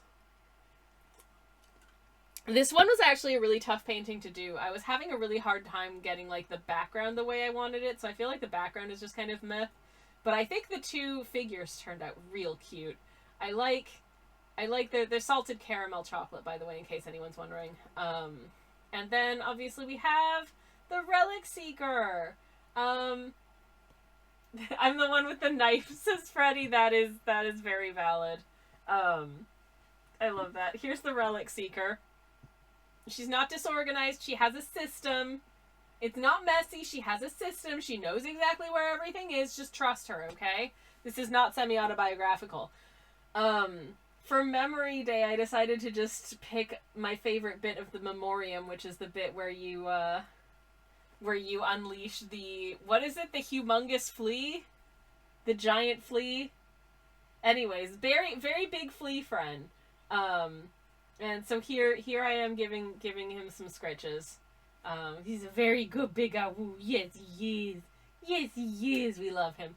And then it was Bretta Day, and I feel very sad for Bretta that she ends up, tells this huge flea, yeah, my favorite, the goodest boy of them all. I love them so much, and I want to give them snuggles. This day was Bretta Day, and I decided that, you know what? It makes me feel really sad that Bretta ends up with someone as horrible as Zote. So, like, I'm just saying, in the ending of Hollow Knight that you can get, where Cloth ends up, where you don't rescue Zote, and Cloth ends up in Dirtmouth instead, maybe Bretta gets a better crush. Just putting it out there. Happy Pride Month, everybody. Very straight ahead painting of Garmin and Zaza. I didn't have a super solid idea of what to do with this day, so I was just like, here they are, probably someplace in Greymoor, just chilling and having a relaxing time before heading off to Zenzibo again, because I love them so much, and I love them so much. Oh man, I've been very emotional lately, and just every time I see an NPC I love, I just want to cry. I love that painting. You go, Queens, says Freddie. Thank you. This one was Surface Memento Day. This is an item that I have not yet received in Silksong because I have not finished the game. So I saw a picture of it on HollowKnight.wiki, did not investigate further because I didn't want to spoiler myself, but I knew that it was something that you can add to your like collection of trinkets and stuff.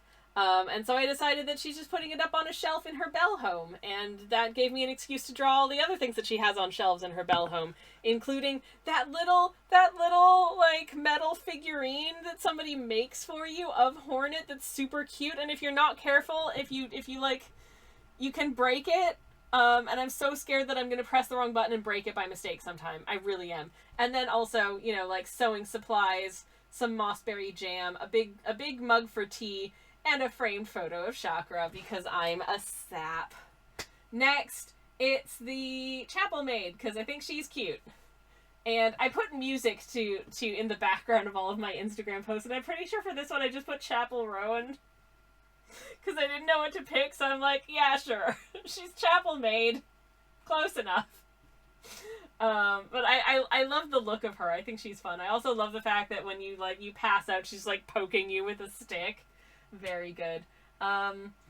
Weave Nest Day, I attempted to paint Eva. It's a very hard thing to paint, but I like her. I think she's nice, and she's Hornet's friend. So here's a painting of her. Yay!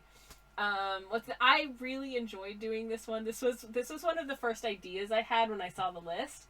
Was I just wanted to do Hornet like chillaxing on the grass in a bed of those purple polyp flowers that you find in Shellwood. And just do it all very like soft and pastel-y, and then have like the bright red of her poncho really like pop in the middle. I hope people like that. I liked doing it. It was a fun time. Yeah, I think that was one of my favorites to paint for sure. And then there was Mask Maker. And I'm still really worried that he's going to mix up his tea with his paint water because he's put them right next to each other. That's dangerous, Mask Maker. Why would you do that? Aw, jeez. Anyways. And then after that was Abyss Day. I haven't visited the Abyss in Silksong, but I've done a number of paintings of the Abyss in Hollow Knight, so I wanted to do something from Silksong, but having not really experienced this segment of the game, I just looked up some screen caps in the wiki and was like, there's a bench. I'm just going to do Hornet sitting at a bench. So I just did Hornet sitting at a bench. And to be honest, I wasn't feeling super happy the day that I painted this, and I think it kind of manifested. Anyways, moving on. Oh, yeah, it was my birthday a week ago. Happy birthday to me. Here I am getting an iced coffee on my birthday. Anyways, but here's what I painted on my birthday. Yay! It was Sticks doing some knitting for Silk Eater Day, because you can knit with silk and it's real nice, and Sticks looks like he knows how to knit, so I thought it would be a nice thing to give him some knitting needles and let him go crazy with those fiber arts. Next was Night Day, so obviously I took the opportunity to do a little painting of the night, sipping some fight milk. What's your favorite flavor of fight milk? Today I had a vanilla one, but I think my favorite obviously is limited edition Blue Raz.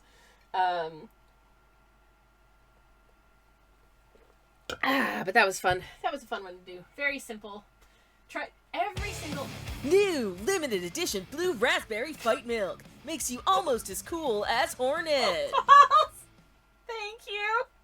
Thank you very much for the fight milk sticker. That was a fun audio to do. Cage Madness, thank you very much for the hydrate as well. Let me take a sip of my millennial soda, which I'm realizing now is resting right under the mic, so I don't know if you can hear the effervescence coming out of it or not.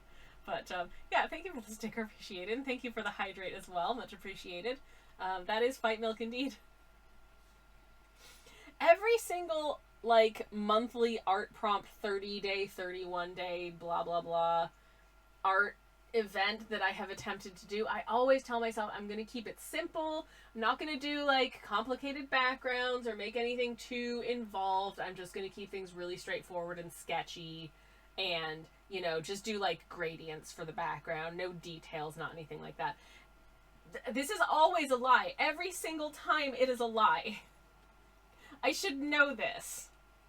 And restrict myself to, like, significantly simpler concepts. But instead, here I am doing Nailmaster Oro tending to his delicate flower, which is flourishing, and he should feel very proud of that. Also, I for the Hollow Knight stuff, and for all of it this year, I did let myself bust out some more vibrant paints than I have in previous years for, like, the main colors of things, and that's been really fun. Anyways, Pale Tofu wants to know, is this peak on Instagram? And I can't answer that for them, but this is another really awkward one, because I have not met this character in the game yet. So I had to look up some screen caps. Again, I mostly just looked up screen caps from the wiki, skipping past all of the, like, storyline spoilery stuff on the wiki page and just looking at, like, pictures of what this character looks like, as well as their sprite sheet, to try and figure out how I would draw and paint them without actually spoilering myself for a part of the game I haven't played yet. So that was an interesting exercise. Not the easiest to do, but I had fun doing it. And then, I love this one. This was what I did for Dream No More Day. We're getting quite close to the end, in fact, but I realized that I wanted to do something silly, and Dream No More, doing it in a very straight ahead way, is a fairly serious, you know, portion of Hollow Knight. So I decided instead to be like, okay, but what if, because the Dream No More, I hear that, and I think the line Sleep No More from Shakespeare's Macbeth, and so I was like, what if our local thespian, we're doing a dramatic retelling of the events in Hallow Nest. And so here he is rehearsing his one-man show, and Pilby is producing, and they're best friends now, I guess. Their ship name is Pilbio, and yeah, I just wanted to paint Trobio, really, because Trobio is the best. Trobio! And that's that. Anyways. Yesterday was Courier Day, so here's Tip and Pill. I was watching Starfleet Academy when I painted this, and I had a really nice time. I'm enjoying that show. I think it's really fun. And I also really enjoy these two little guys. I think they're very cute. Here they are doing a delivering of some good goods and being very good boys. And then this was... Don't look at that. Look at this. And that's it. That's all. But yeah, this is yesterday's one, and we're done. Congratulations, me, for having completed it for another year. I have no idea whether there's demand for it, but I'll probably do a couple of them as little limited edition printies if people want. I know there's been one request for a sticker, so I will be doing a very limited number of stickers, probably like 4. So if 4 people want a sticker, that would be super cool. I am considering doing something with the Horrible Zotling painting, but I honestly don't know if anyone would want the Horrible Zotling painting, because woof. Anyways, but I did it. I did the whole thing. That's the most important thing. So thank you for the encouragement. Casa, hello. Casa says, by the way, I'm here. I'm just doing my physio, but you're on my TV. Yay! I'm very glad. I think I'm about to leave. I was going to paint this, but then we ended up going on a tour of my completed paintings, and I'm really tired, so I think I'm going to call it there. And we'll do some actual painting next time. So apologies for that, but thank you so much for hanging out with me today.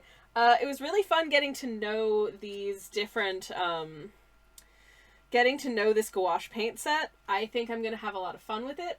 I'm nervous, because I really haven't done much with gouache, and I don't know how to play with it the way that I do with watercolors. So I'm a little scared that my early experiments will come out looking, what shall I say, bad. I'm scared that my early attempts will come out looking bad. So, stay tuned for that. I guess we'll soon find out. But these paints look to be really nice quality, so I'm really excited to work with them some more. So maybe we'll do that on Thursday. Who knows? But in the meantime, yeah, I'm really tired, so I think I'm gonna end there for today. We're about time to call it anyway. So I will see if there's anyone we can do a little raidy raid on. And in the meantime, I will thank you all for hanging out with me today. Very, very much so. And I also thank Cece and Riley for the raids earlier. I very much appreciate it. And thank you all for continuing to hang. I hope you had a nice time. I had a really wonderful time chatting with y'all.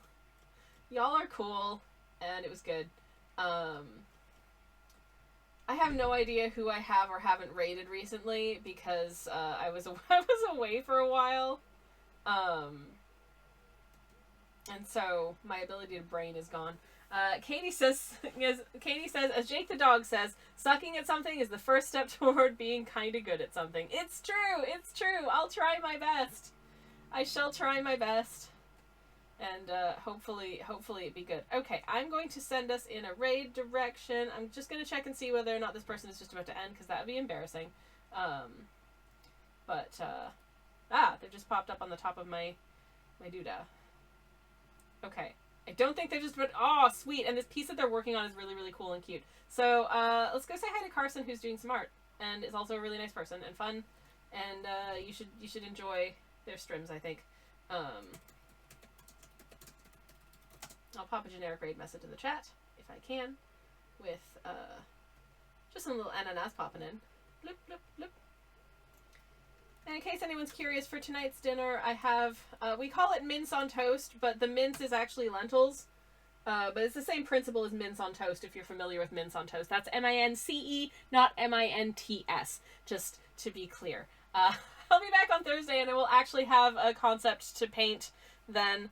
Undoubtedly, it will be very Pride Month coded, because that is the vibe of June. And in the meantime, thank you so much for hanging out. I hope you have a good one. I hope you have a good evening and a good remains of your week until Thursday. So take care, everyone. Goodbye, and good Friday.